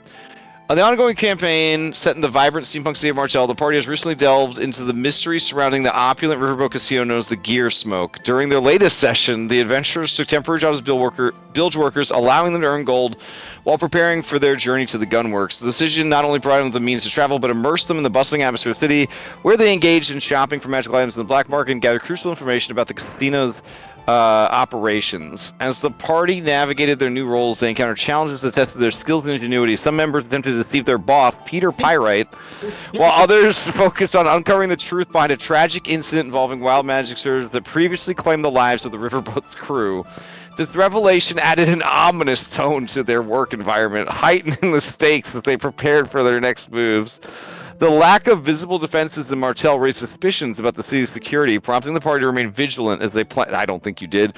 As they planned their approach to the wizards, where are these wizards it wants you to confront? We know the wizards. What? Versus The next again. Oh yeah, the next night. It's making some assumptions about the adventure. We keep saying wizards. The session also featured interactions with B team members Woodshop and Woodshop. Woodchop and Woodchop. Nobody can get his name right. Woodshop and Vashon. Oh my god. Who provided comic relief amidst the tension. Their antics, including dealing with a quirky mushroom child named Blobby, contrasted with the party's serious discussions about their upcoming confrontation with the mercenary leader Vuslag. As the adventurers regrouped for the night at the Last Stop Saloon, the atmosphere was charged with anticipation and uncertainty, setting the stage for the challenges that lay ahead. With their sights on the gunworks, the party is poised to face not only the wizards, but the potential threats lurking within Martel. Again, a lot of assumptions here. The combination of their newfound knowledge, the dynamics of their temporary jobs, and the interactions with the B team will undoubtedly influence their strategies moving forward. As they prepare for the next chapter of their adventure, the players are reminded that the city, filled with commerce and intrigue, every decision could lead to unforeseen consequences. I mean, it's better notes than I've ever taken. But like, they're not good notes. They're not good notes. Hold on. It says it'll figure out who the characters are. I do love how it picked up on the B team being a thing. I think that's kind of cool. All right, hold on. It's going to generate the characters. Who does it think the characters are based on this partial session that it participated in since the first robot quit on us? Peter Pyrite is the first NPC. And then it really likes Celine Gale. Who was only mentioned briefly, loves Blobby, a whimsical mushroom child, a small and adorable creature that takes on the appearance of brightly colored mushroom with limbs. It has a curious and playful personality, getting along well with the B team members. Blobby often provides lighthearted comic relief in serious situations, showing how innocent and fun-loving creatures can exist in a world filled with danger and intrigue. What the fuck? That's somebody's fandom, friggin', like, they're just writing down their own Wikipedia. You want to hear our fanfics? Vuslag is a cyclopean mercenary leader known for his fearsome reputation and exceptional marksmanship. He is associated with various militaristic endeavors and has a significant presence in the region, often hiring out his services to the highest bidder. Rumors hint at a complex character who has overcome substantial challenges, making him both a respected and feared individual. Wait, Kelly did mention he was. Damn. So Oh my I don't know god. if it's it's real. You lied to the AI, dude. Alright, who does it think the factions are? Let's see. This is kind of fascinating. Again, this is like the alpha or whatever. So if it gets better, so the Gearsmoke Riverboat Casino and the Gunworks, those are good picks for important locations. Or factions, I guess. I wouldn't say they're kind of factions. Alright, locations. It's definitely going to have the city of Martel. Since it thinks that's where the campaign takes place.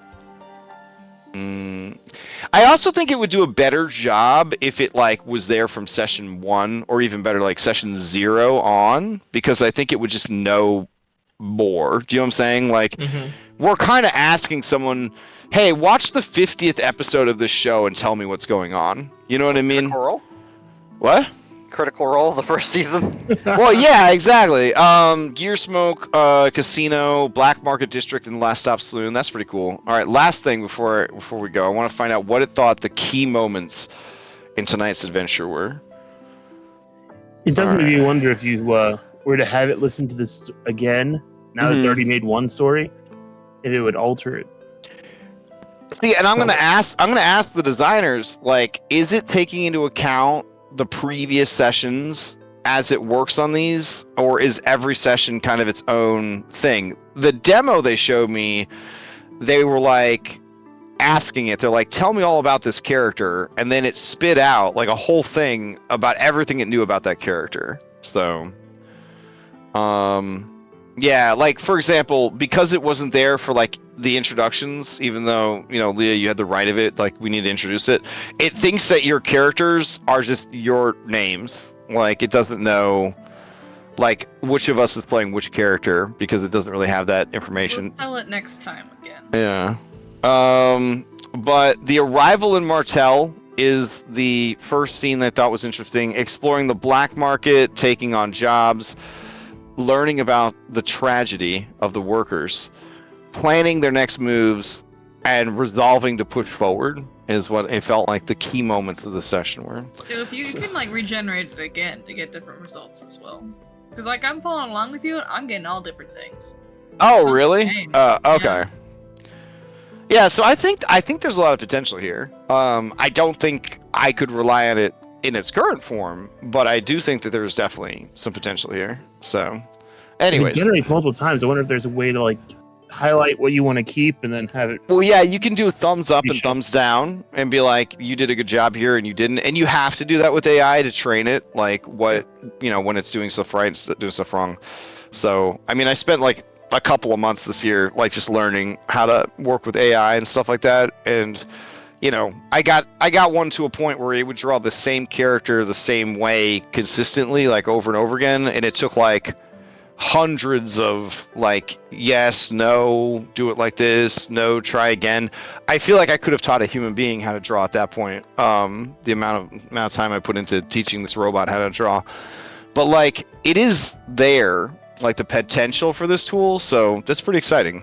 But I appreciate you guys letting me test it out. I'm curious if we keep using it for the campaign, if it will get better at this or not. But if you guys are screw this, we don't want it, then we just won't use it anymore. You just let me know, and if you're hey, we won't use it anymore. But anyways, if we remember to use it. Yeah, if we remember. Okay, I don't really have any announcements other than there's no Mythic this Sunday. We're going to do a Starfinder Revised Edition playtest instead. So if you're interested in seeing how that works, I don't know if we have any spots available. We might. That's up to Dom if they're going to post it or not. But it's going to be me and Dom and a couple of the guys from the Mythic group, and we're gonna play through the playtest. So, Nice. All right. Nice. Well, have a good week, you guys, and we'll continue the adventure next time. And congrats on 50 sessions. Did it. Thanks. Yeah. Alright, good night, Thanks, everyone. All everybody. right. Bye. Night. Good night, everyone.